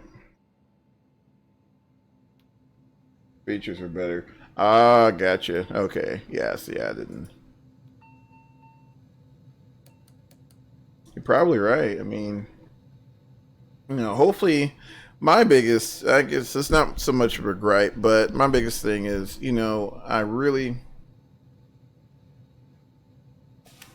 think it would have been nice to, excuse me, incorporate the ability to change your measurements from kilograms to pounds, or from imperial to metric.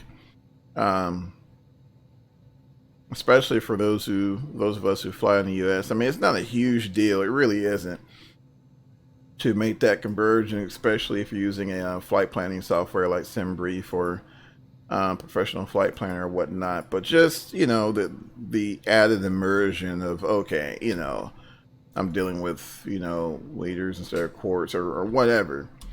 Um, I don't know. That's kind of my biggest thing, and then I've read it's being looked at, but it's on a low priority list. I'm just trying to think, okay, well, what's more? Oh, okay, whatever. But yeah, I think that's my only little gripe about it. Is I wish, especially dealing with fuel weights, if you forget that you're dealing with, pounds and kilograms, or pounds and tons, then it kind of throws you off a little bit. But I don't know. That's just me. Just me. All right, so we are here we're here. Go ahead and get the plane, of course, the gates, whatever. So while we're doing that, we are going to work on our final leg of the trip. Once again, bear with me because SimBrief is really slow right now. So slow. So slow. Believe it or not, my favorite Airbus jar design with has some quirks, but I enjoy it more than really. You know, I've looked at jar design, but I've never really. I mean, is it really that good? Or is it really that much better in comparison to Tolus? I mean, I'm just curious. Let's see.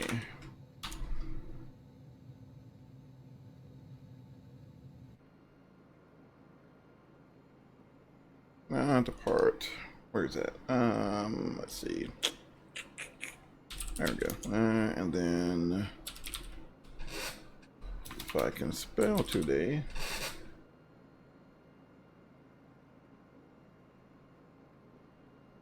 Let's get our flight plan set up here.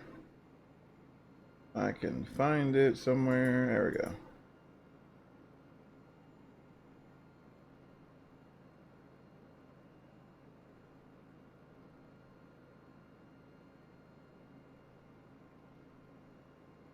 Let's see here.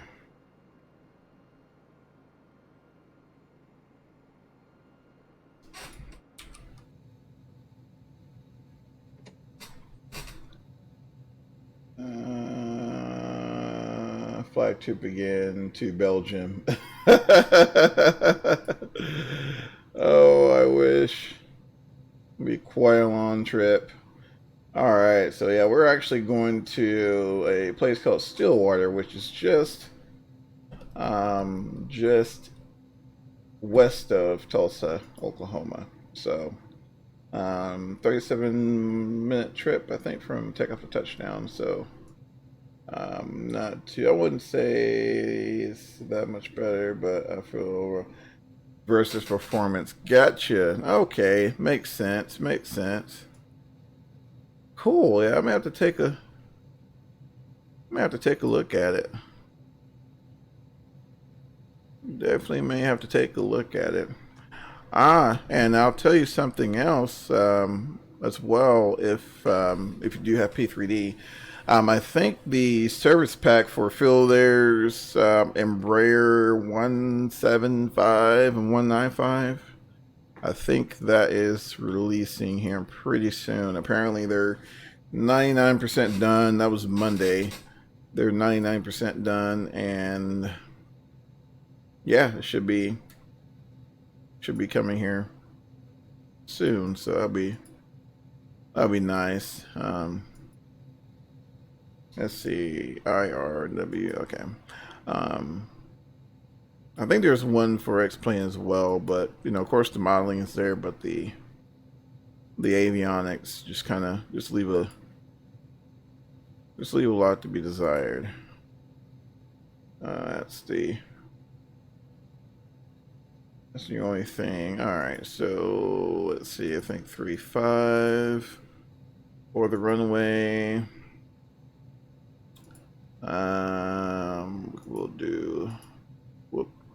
We'll do that guy there, and really don't want to shoot VOR approach. Not right now. We'll do RNAV. RNAV. All right.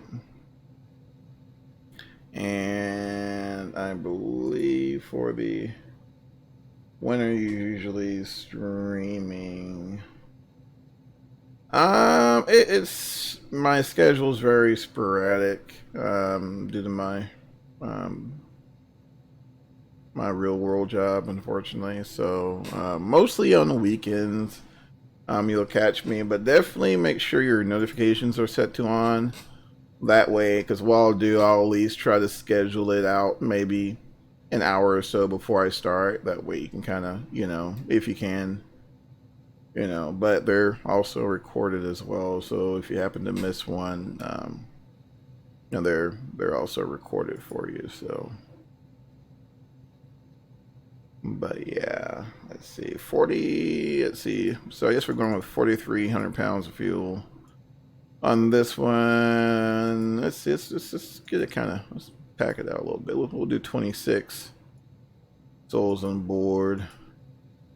Let's see, cruising altitude, if I can find it. Cruising altitude, we'll do, where is it? Distance. Where is it? Okay, type. And fuel weight. Alright, that's right. That's right. Just double checking my paperwork real quick. And flight time, depart, proposed, 16 taxi out. Arrival. Alright. Alright, so 28,000 feet. No school for 5. Oh, wow. We'll do 31,000. No, I'm sorry. We'll do 320. Whoop, wrong one.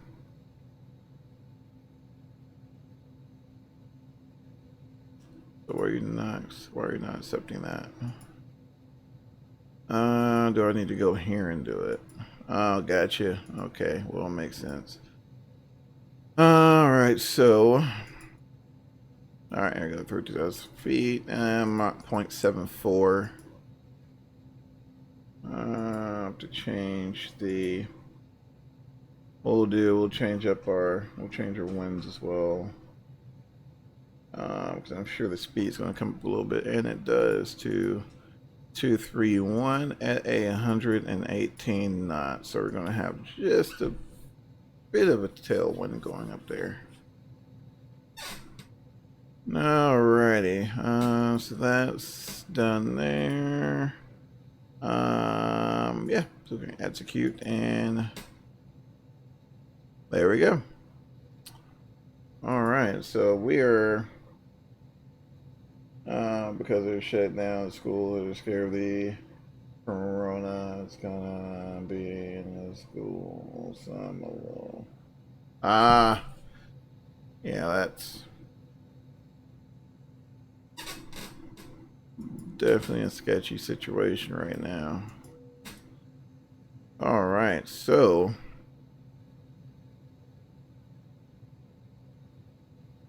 officer or a captain. So right now, I'm looking. Let's see here, and we'll set our altitude up to 32,000 feet here. And we'll go, let me double check. All right, altimeter is 3013.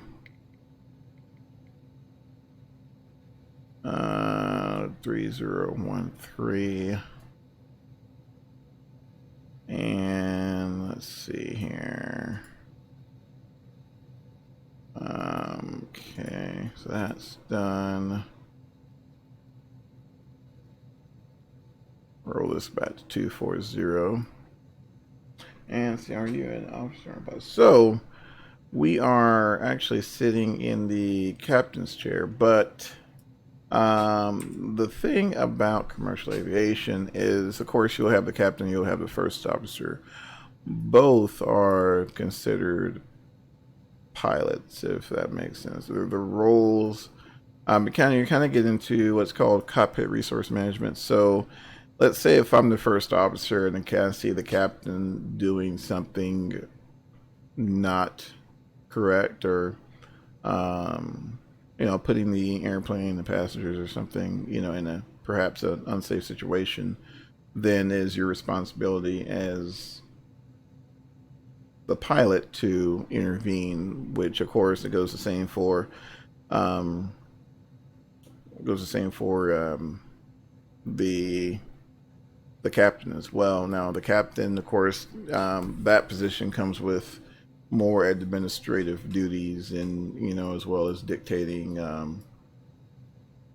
Of course, there's certain roles that you would perform.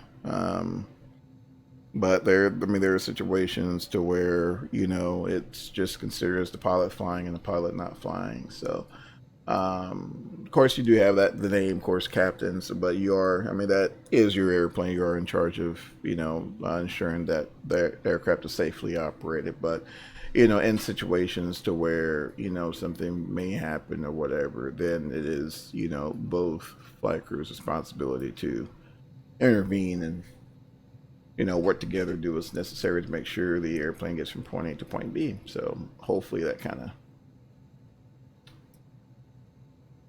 helps you out there.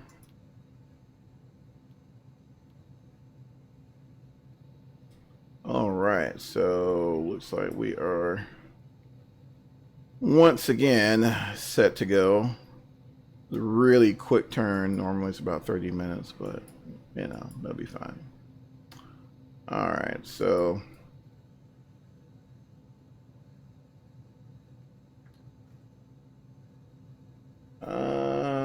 let's see here, and I think we're all set here. See, those signs are on,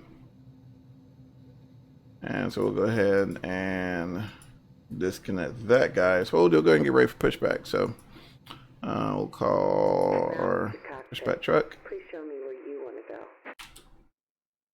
Grounded cockpit. Tow is driving up.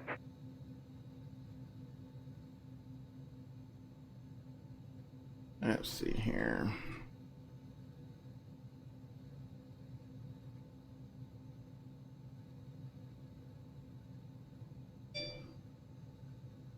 All right, I'm waiting for him to. There we go. I've been having problems with bear pushback here lately, but I think that's more of user error. I'm surprised that I can understand everything you say in English that I don't have. Ah, gotcha.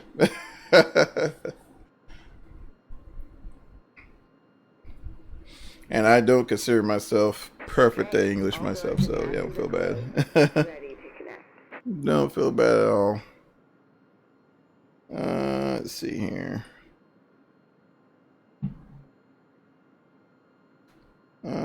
Shoot. What is that? Okay. Parking strap and adapter in position. Release parking brake when ready to start pushback. All right, so we're going to go ahead and release the parking brake. Hopefully they can see that there. All right, so yeah, it's like they're pulling us up on the ramp there. Not sure if you guys can see it.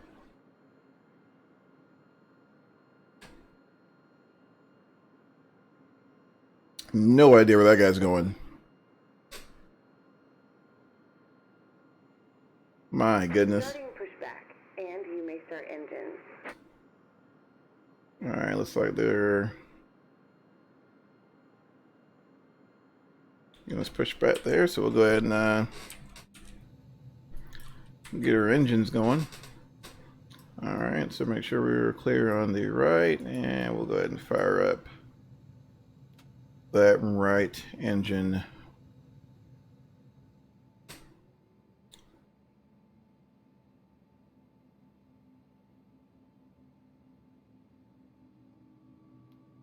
Let's see. There we go. There go your gears. Yeah, I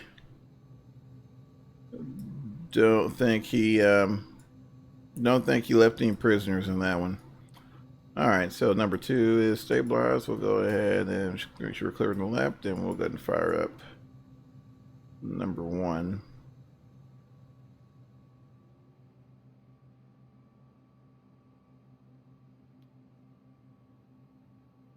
All right, looks like they're starting up there. Everything looks good. And number 1 stabilizing. And Yep, looks good. Go ahead So, and set the parking brake. just in time. Disconnecting tow. Alright, bleeds on both sides. APU gen disconnected, APU off. Go ahead and close the cover, taxi light on. Probably just blinded the ground crew. Apologize. Perfect. Alright, disconnect.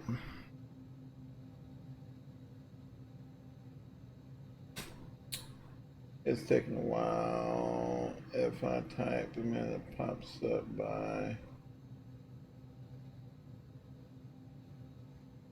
Taking a while.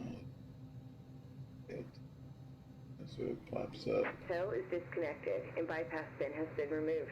Hand signal on the right. We'll see you next time and have a safe flight. Or so. Yeah, I think there is a little bit of a delay, if I'm not mistaken. Alright, so we'll go ahead and start taxi. Now, like I said, we'll be taking, we'll be departing on 35 left, so got a little bit of a trip. That's alright.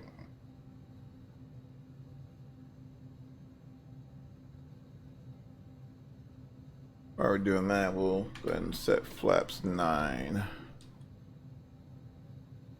Yeah, I think there's a bit of a delay from when I actually see your message to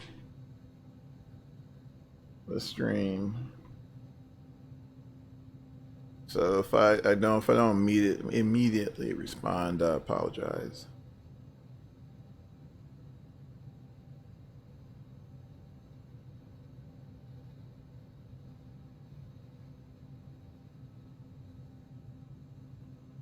All right, so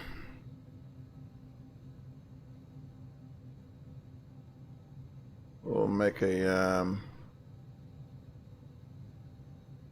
left here.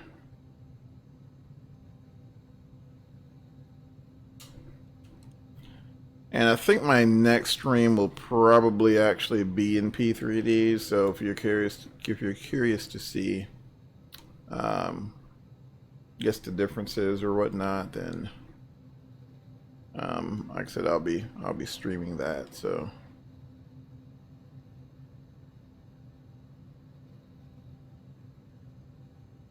All right.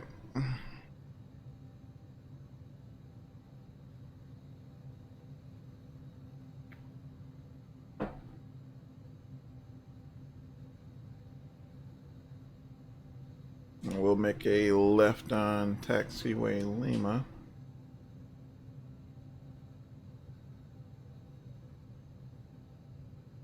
Well, I noticed it's very easy, depending on the load, to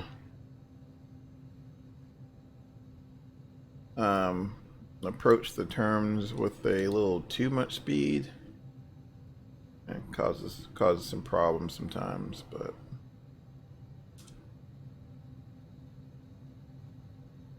and always it's not me to say I want to personally, and that's always you're always thank you. Definitely not a professional, but by no means. But I definitely, I definitely appreciate your comment there. Let's jump on here and like to sim and like to get on here and talk with you guys. So sometimes I may ramble too much. That's what happens when you start rambling. Start rambling about nonsense. Let's see here. So, well, we all start somewhere. Absolutely. Absolutely.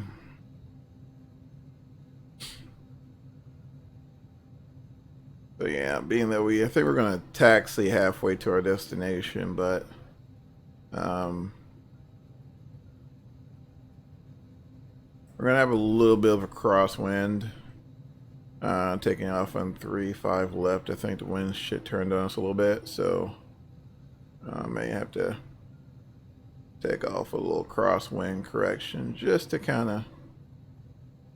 keep us on that center line, so that'd be fine. That'll be fine. Gotta bring my speed down. We must be going downhill because I don't remember. Let's tap the brakes a little bit. Try to keep it around 20 knots. I know in Atlanta the taxi speed, depending on what taxiway you're on, is pretty high. I think it's like 25 knots or so, but let's see here. Yeah, that should be fine. It does a really good job as far as tracking center line. Just maybe a little adjustments left to right on the tiller. I mean, on the rudder pedals, though, you do have some limited directional control using the nose wheel with the pedals, so you're not constantly on the tiller keeping her straight. So, and look there, we're almost there. So we'll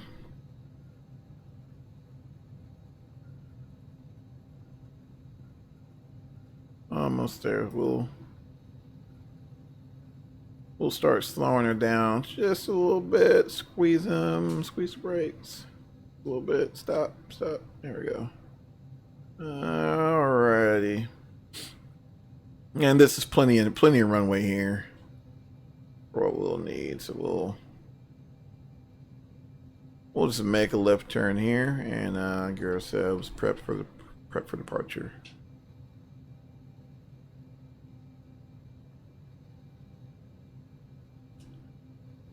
Get ourselves nice and prepped for departure. Put ourselves about right there. Be good.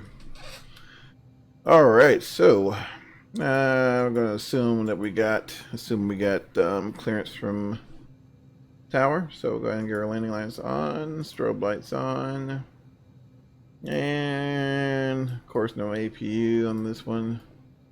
Flaps set to 9, and takeoff trim will be going. Let's do 6 degrees up. All right, looks like we're ready to go. So we'll go ahead and open those throttles just a little bit.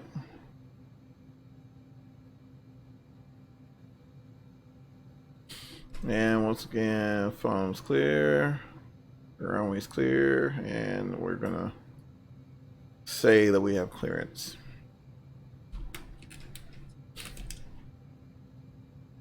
We got nice long runway, so we'll hit that rolling takeoff there.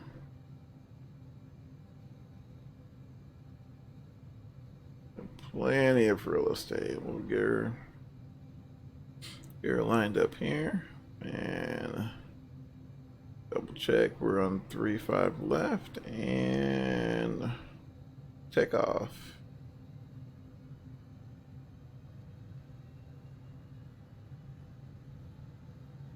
Takeoff power set.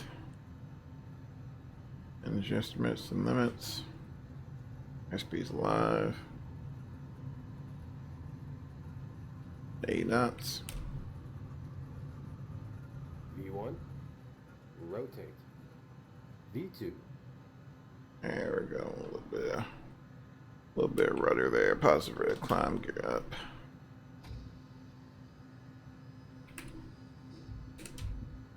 And boy, she wants to go. All right. Roll that power back just a little bit. And we're in IMC there, so keep her about 10 degrees of pitch there. And we'll get her cleaned up, trim it out a little bit. you guys can probably hear me clicking away at my trim button. Alright, sir. Climb mode and arm that nav button.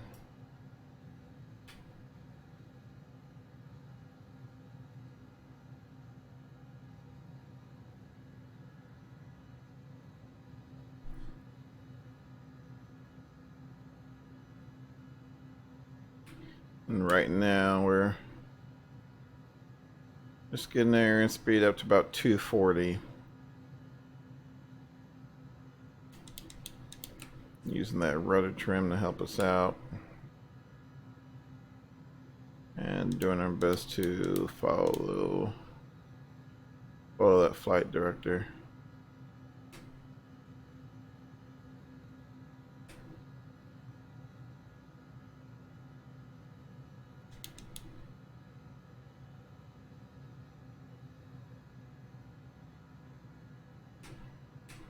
Yeah, it does have to kind of zoom it in a little bit.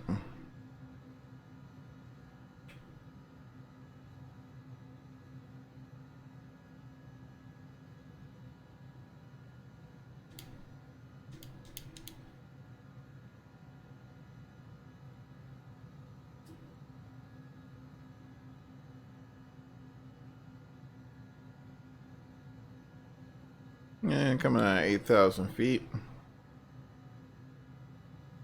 One thing I will say, if you ever, those of you who haven't purchased the Embraer yet, I'm not sure if this is accurate, but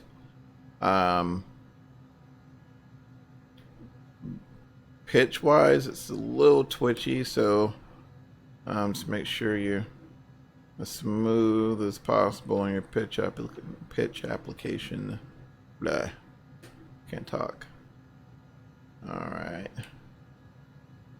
Alright, what we're doing, guy? We're turning. Alright, we'll turn. I'll turn with you. There we go.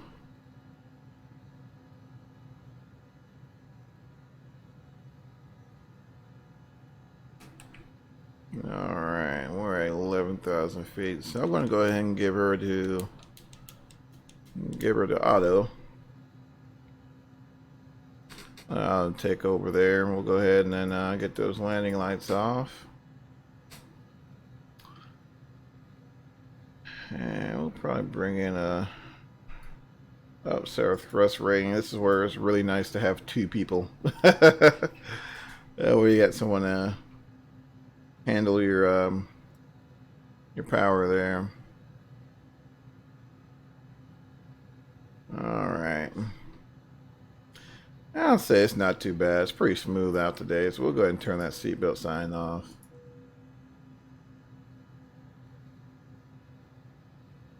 This trip here is going to be a little bit longer, so we'll have time for beverage services.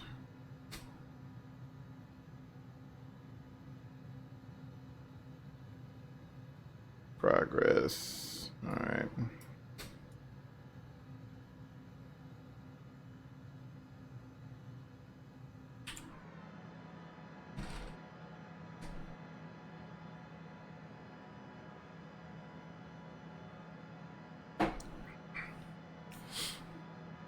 So looking pretty good so far.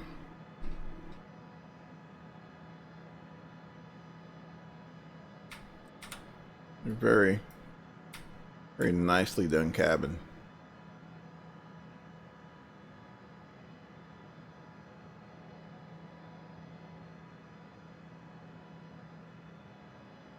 And you know, once again, this is, you know, it's aircraft like these that really just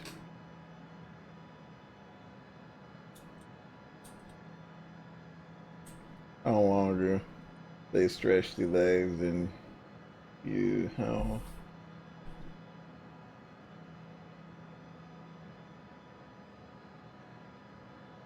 and you with your pay.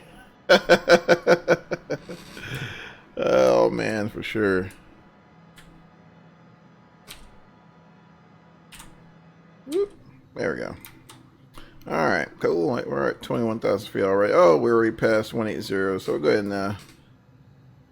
and set up for 2902 on the altimeter, and we'll come on up to come on up to 32,000 feet.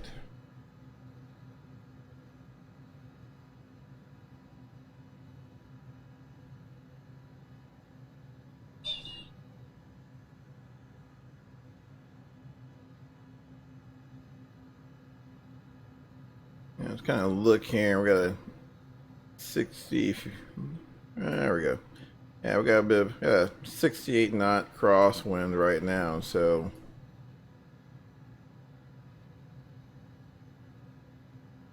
I don't know if that's going to turn into much of a tailwind for us. So there's that. But yeah, I'm actually super excited to see what this service pack could bring from Field Air.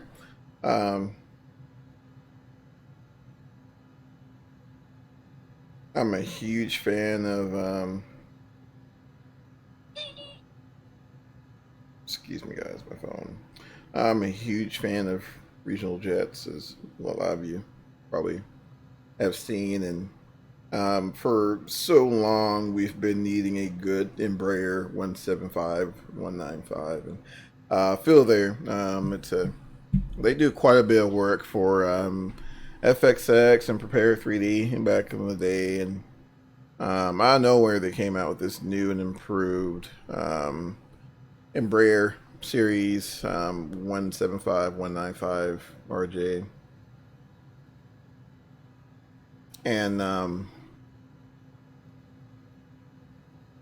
and I think it may have gotten released a little too quickly, and they ended up running into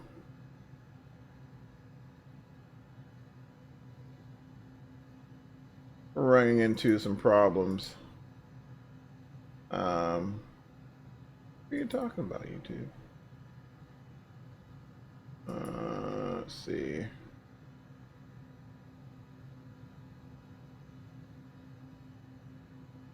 Interesting. Yeah, it had a lot of issues. So I think they kind of went back to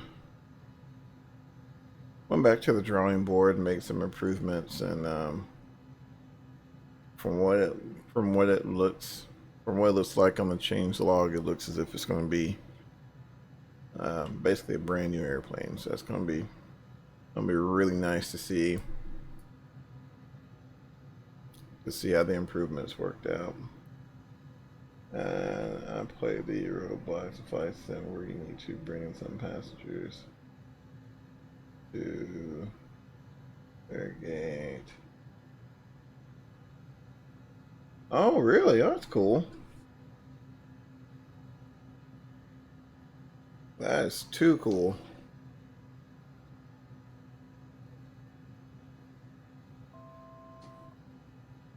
All right, we were almost there, cruising altitude there, 32,000 feet.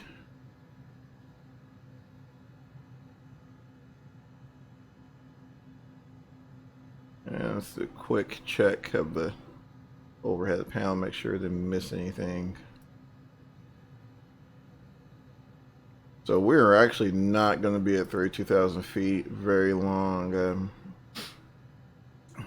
In fact, we'll probably be starting our descent here shortly.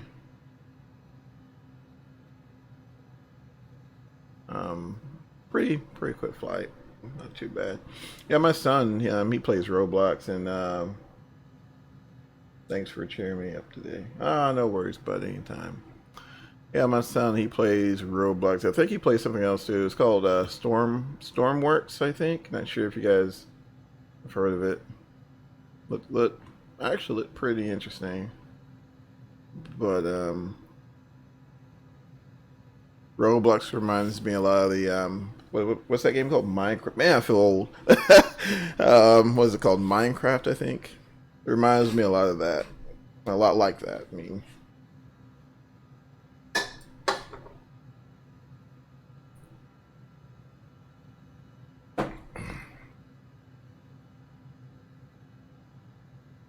all right, we're at 32,000 feet. I'm gonna start bringing that power back a little bit. So these ERJs, they don't have, they're not equipped with auto throttle, so we have to make sure that we're mindful.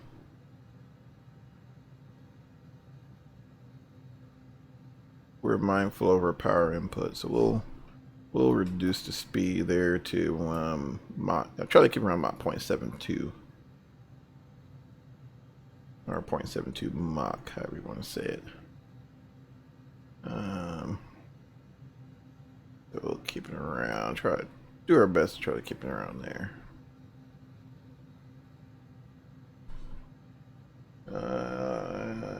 I'm not Roblox. I got the Boeing Air Force One. Oh, how cool is that?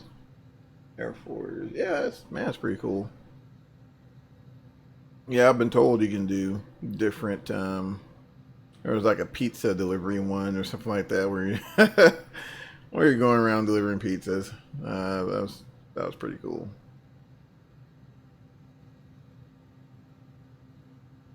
Check this out, guys. We have 100 knot, almost a crosswind. Now I say almost because it's kind of almost kind of a quartering. So we are benefiting from it just a little bit, if I can talk. Holy cow! Just a little bit there. So we'll squeeze about 500 knots out of it. That'll be pretty snazzy. Let's watch that power a little bit.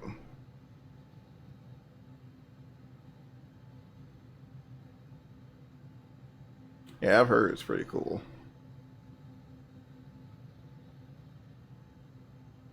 Unfortunately, just haven't had the. Of course, I was growing up. We didn't have. I think the biggest thing. No, I'll take that back. I mean, we had. What was it? It wasn't so much on PC. It was. No, it was more like. I think back when I was coming, we were more into like console games, like Halo and. Battery low. All those guys from back in the day.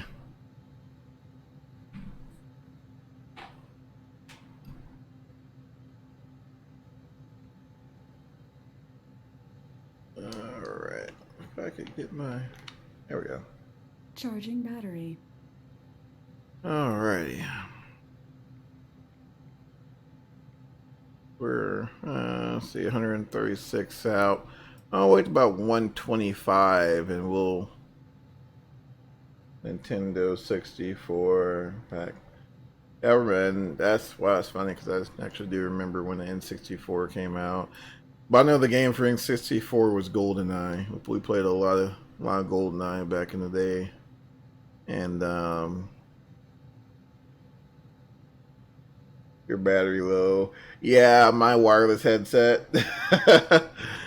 Yeah, my headset talks to me, so. Or not. Yeah, I had to plug it up.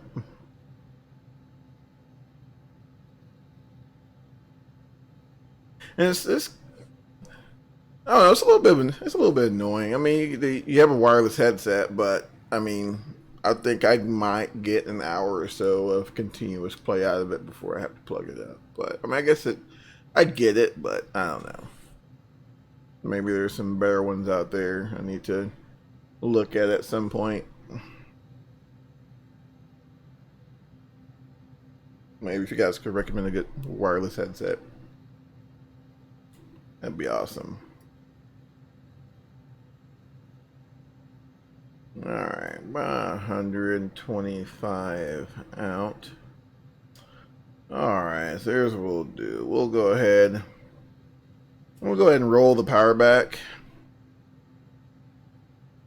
Yeah, we'll bring the power back to about 60, not 65%. Start bleeding off airspeed, and we're gonna get ourselves set up here for descent. So we'll bring that altitude down.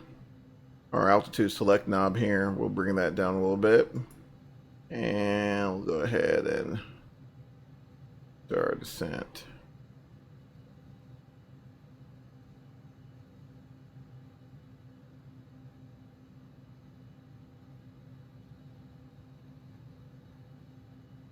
Alright, there we go. Didn't quite need 2,700 foot per minute. Let's do about 1,900 foot per minute. See how that works for us. So we're descending now our 320 for 4,000 all the way down. We're not going to really step ourselves down or anything. We're just going to head straight down to our final approach fix and finish our trip strong. Then we can pack our things up and go to the hotel room after a long day. A long 3-trip day. Which, yeah, I'd say that it's probably more like 6-7 trips depending on get the AirPods. Yeah, I just have a hard time with those in my ear. That's the only thing. I have such a hard time with those guys in my ear.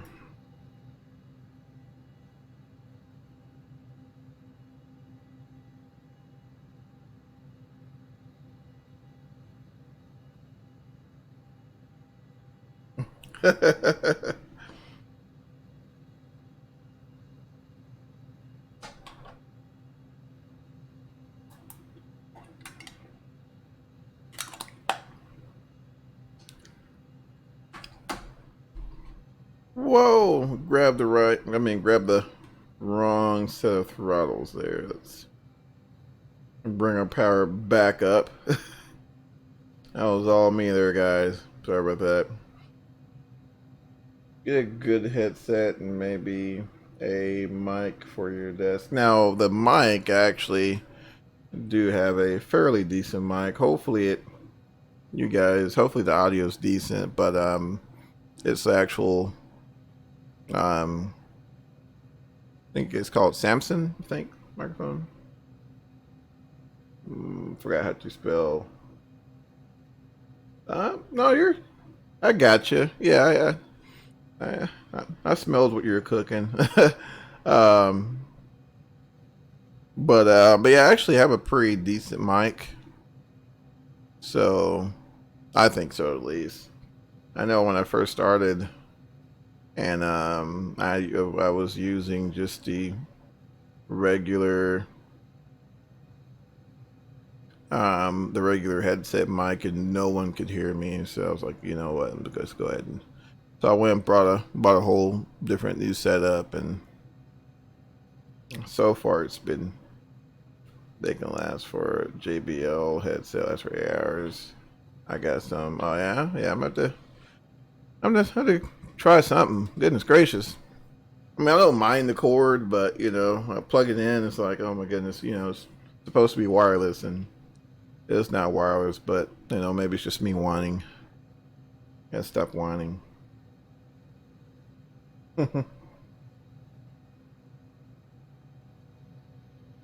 Gotta stop whining.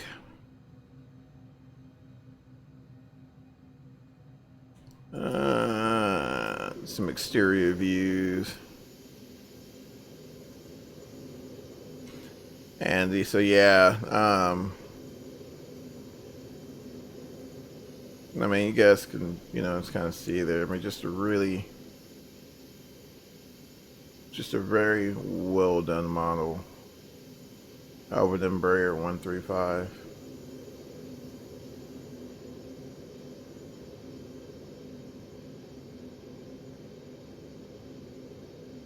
Yeah, I've actually looked at the HyperX. I was pretty impressed by those guys as well. I wanted to try something wireless to see if maybe, that'll help, and yeah.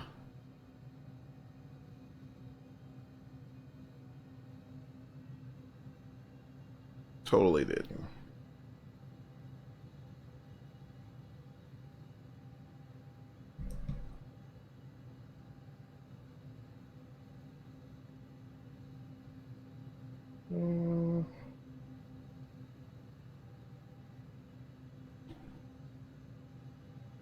Let's see. Looks like we're about 88 miles out, so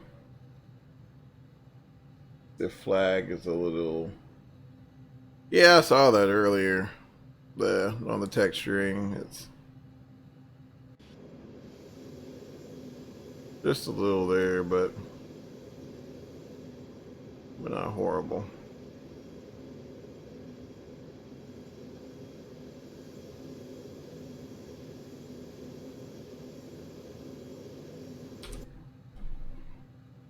Not horrible.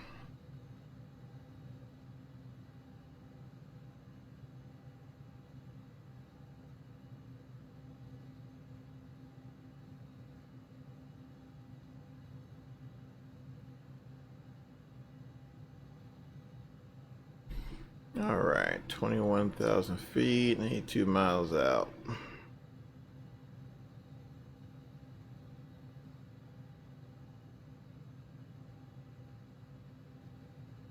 Probably bring it. Nice job.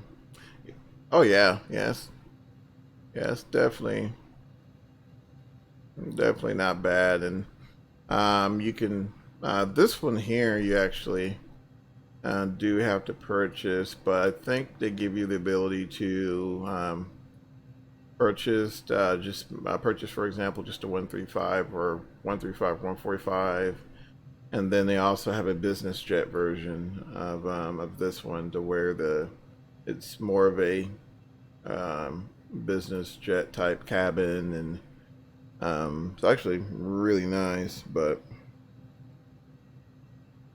I tend to find myself in this one the most.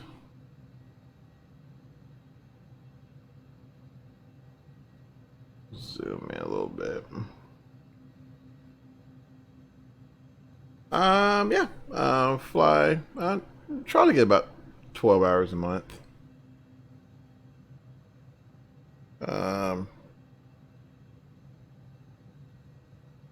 Nowhere near what I used to do, but just enough to maintain my currency.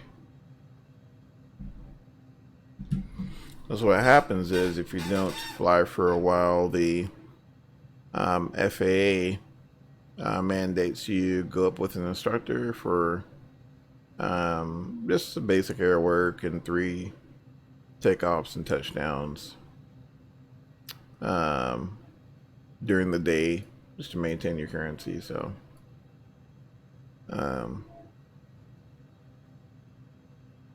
know, there's that. So I try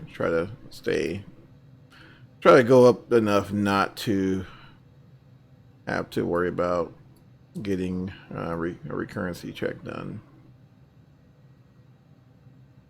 But you still have to do your flight review or your biennial every 2 years.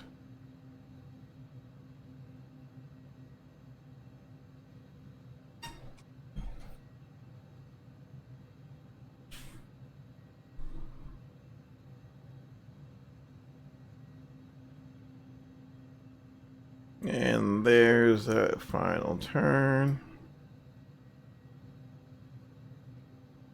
16,000 feet, so we can probably shallow it up a little bit and at the same time bleed off a little bit of that airspeed. So you can see we're at 275 and it's slowly bleeding off there. I brought up our vertical speed to 1,300 foot per minute, so we're descending about 1,300 foot per minute ish.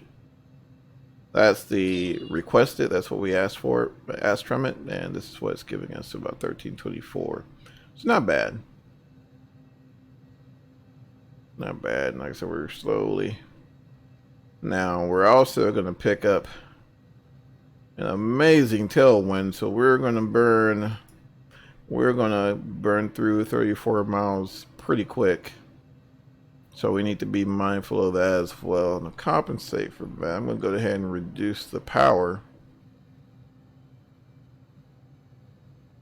since Mother Nature is going to help us out quite a bit, reduce the power, so our indicator speed is going to bleed off quite a bit, but our ground speed, so right now our ground speed is 370 knots, so like I said, we're going to burn through 30 miles pretty quick. While we're doing that, I'm also going to increase our vertical speed to about 1,600 foot per minute.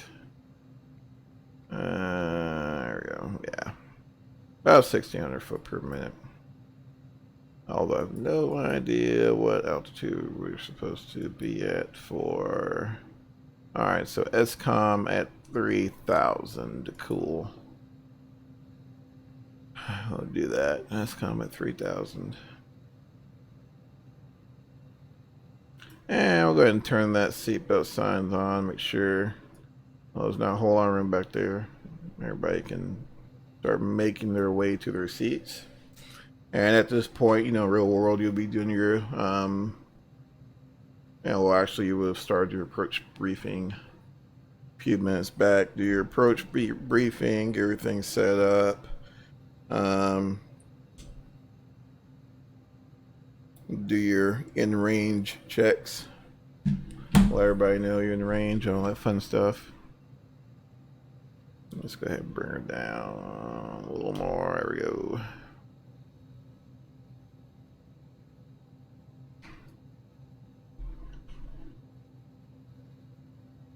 I'm flying the same plane. Too cool. Yeah, and Braves are really, it's a really fascinating airplane to me. They're very efficient. They're designed to, you know, for a lot of those quick, short cycles, so takeoffs and landings.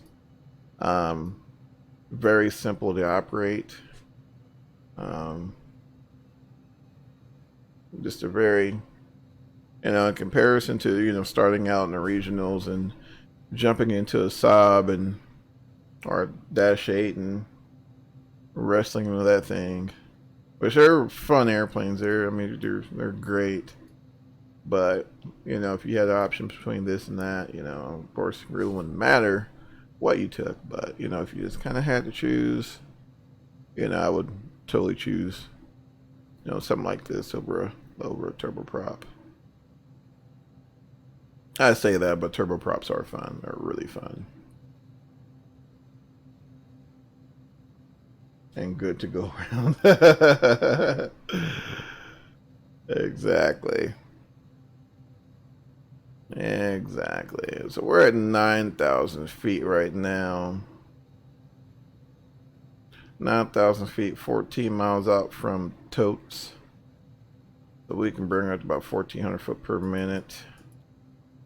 I do need to get weather information. All right, 3021 will be the altimeter setting, which normally as soon as you come at 18,000, you want to make sure you have a current altimeter setting. Fortunately, we're not dealing with really high terrain here, but if you're in like Colorado or something like that, or, you know, Washington State, you definitely want to make sure that you have updated weather information.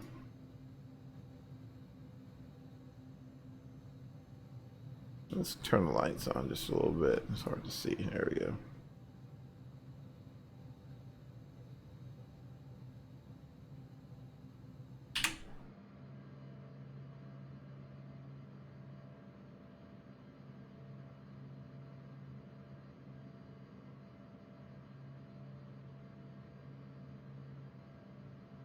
All right, looking pretty good in the back.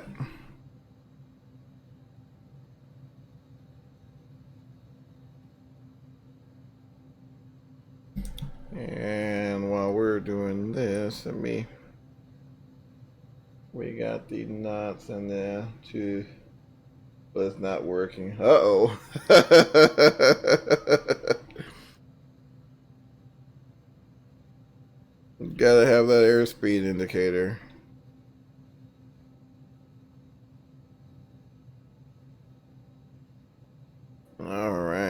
let's see here.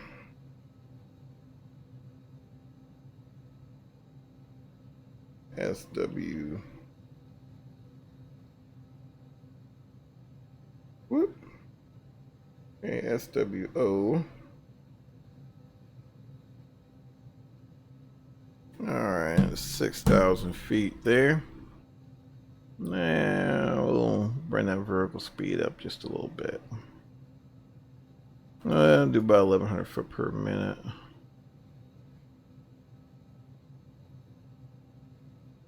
And I just need to double check my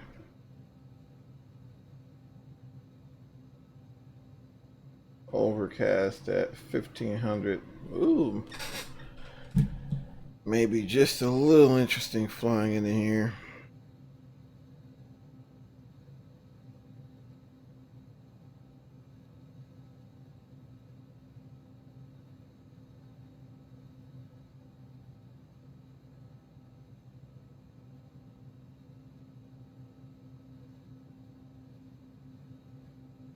All right, making a left turn there.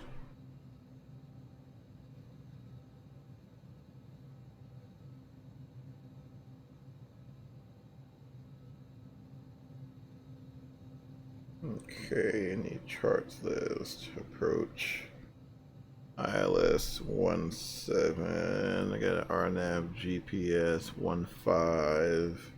35, sorry. Okay.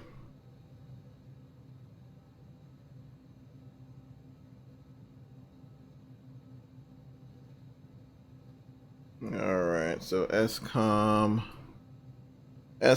at 3,000, so does I have it? Ah, gotcha. What we need to do here, we just need to make sure that we get our selves set up here, and so we need to be at SCOM at 3,000, which is our waypoint. I went ahead and slowed down to 190 knots there. Probably gonna pick up a little bit of airspeed, but I'm okay with that.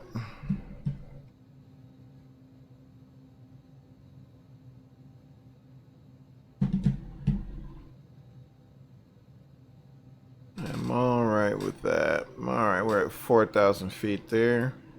Let's make sure landing lights on. Seatbelt signs are on. And I think the weather there is calling. I think it's calling for overcast skies at 1,500. So our minimums. Let's see. Let's see. I don't know if you're 1336. So let's see if we can roll this guy up to 1,300.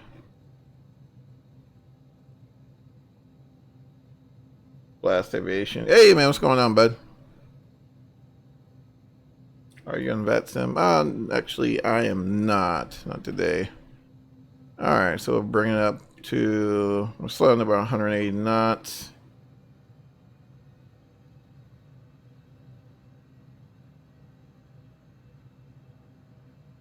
We're going to have about 180 knots. Using the Falcon EX. Let's see. Alright, so we're about to cross SCOM at 3,000, so which is just what the approach is calling for.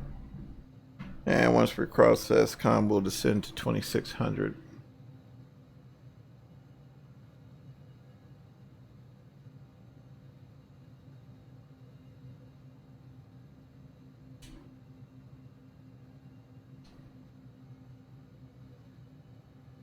A little power there.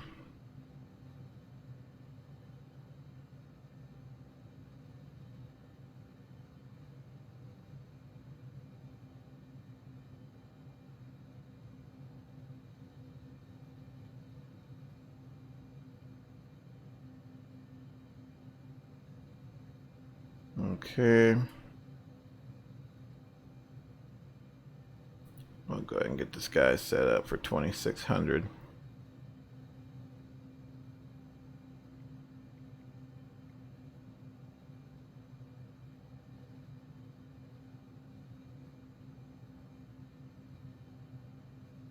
Okay, coming up on SCOM.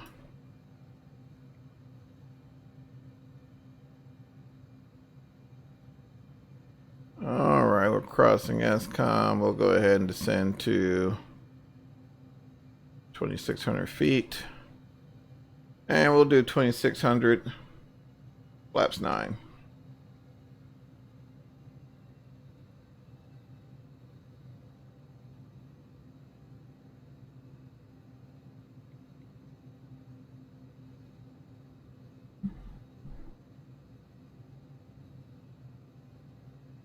And once we cross Baddock, we'll go ahead and call gear down. Fortunately, we're just getting under that cloud layer there. Kind of, sort of, maybe. All right.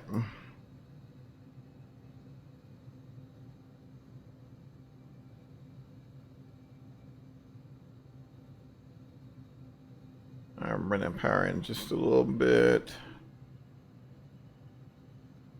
Get up under just a hair, and then let's see, we're at 2,500 feet, so we'll go ahead and get it set up. Let's see, 1,600, and we'll get ready to cross Baddock. And once we cross Baddock, we'll call gear down. Our minimums are 1,300, I believe. 13, yeah, 13 something. Yeah, 1,330.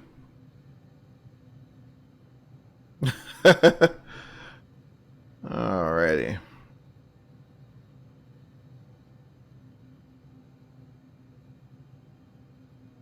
In flying these approaches, you're also, especially with RNAV, you want to time yourself in between waypoints as well. In between fixes, that is. Let's see here. Alright, we are crossing. Just about to cross Baddock. And waiting. Alright, we're crossing Baddock, so we'll set ourselves up about 600 foot per minute. And call gear down.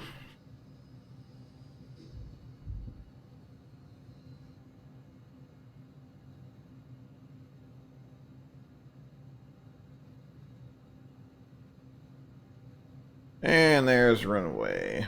I have the airplane.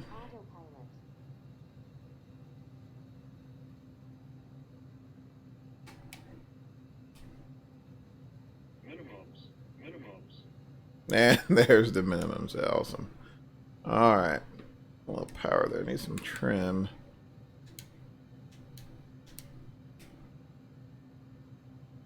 And we'll call flaps 22.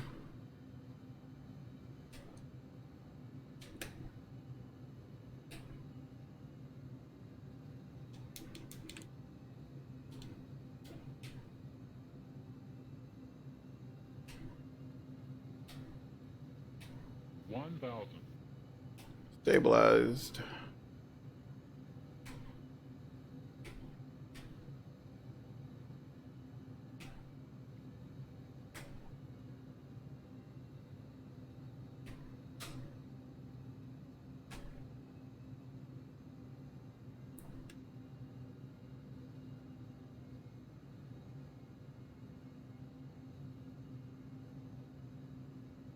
Alright, a little trim there.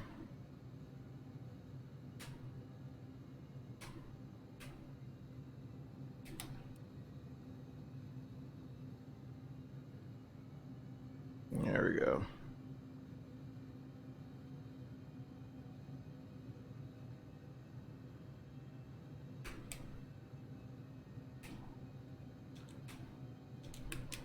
See if I can hit the numbers. I doubt it. We'll try it. 100. 50.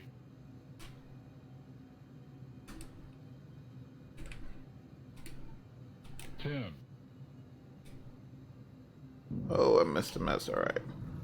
That's alright. Alright, versus engaged.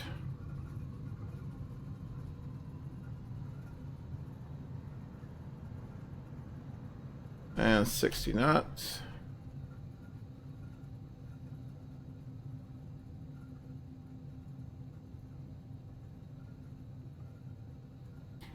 Alrighty. So I think we can make this exit. Think we can make it. Perfect. Alright.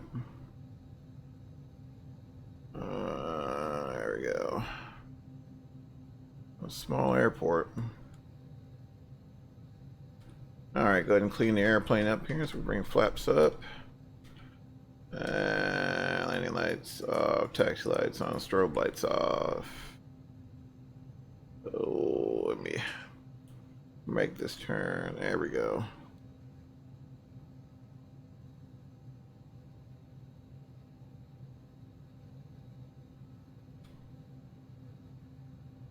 Actually, oh, thank you. Let's see here. I'm curious to see exactly where I hit. So just bear with me, guys. There we go. 500.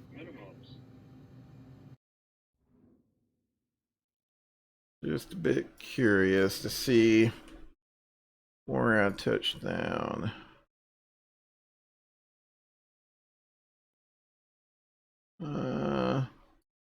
The little squares there, they're actually the touchdown aiming markers, but I think I went a little past that.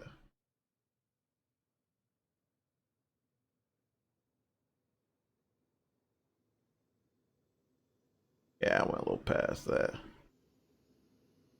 That's alright.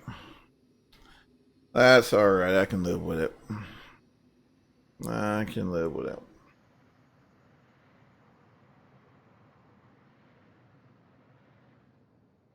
Alright, so we're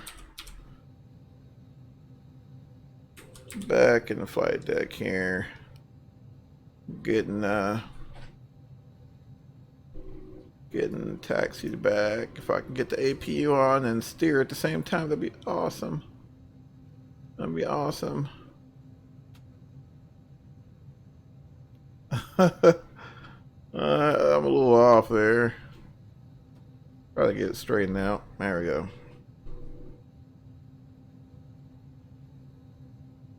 Once again, so much easier when we have two on the flight deck. Got to get the APU on, and try to get that connected.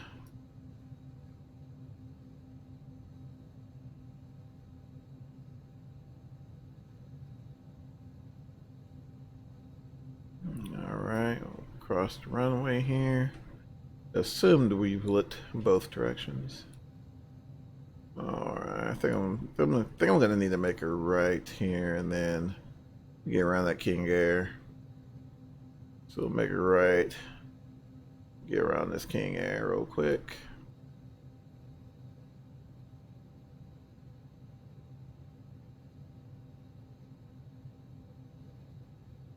And find somewhere to park.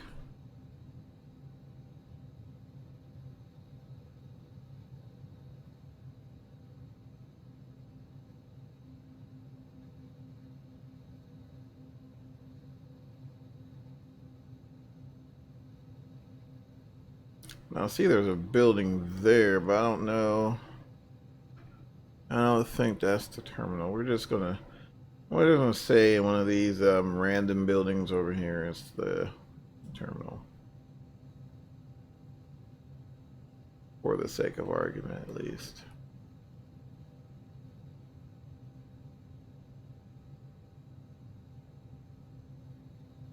Now we're just gonna assume this shed-like structure here is the terminal, and we'll stop right here.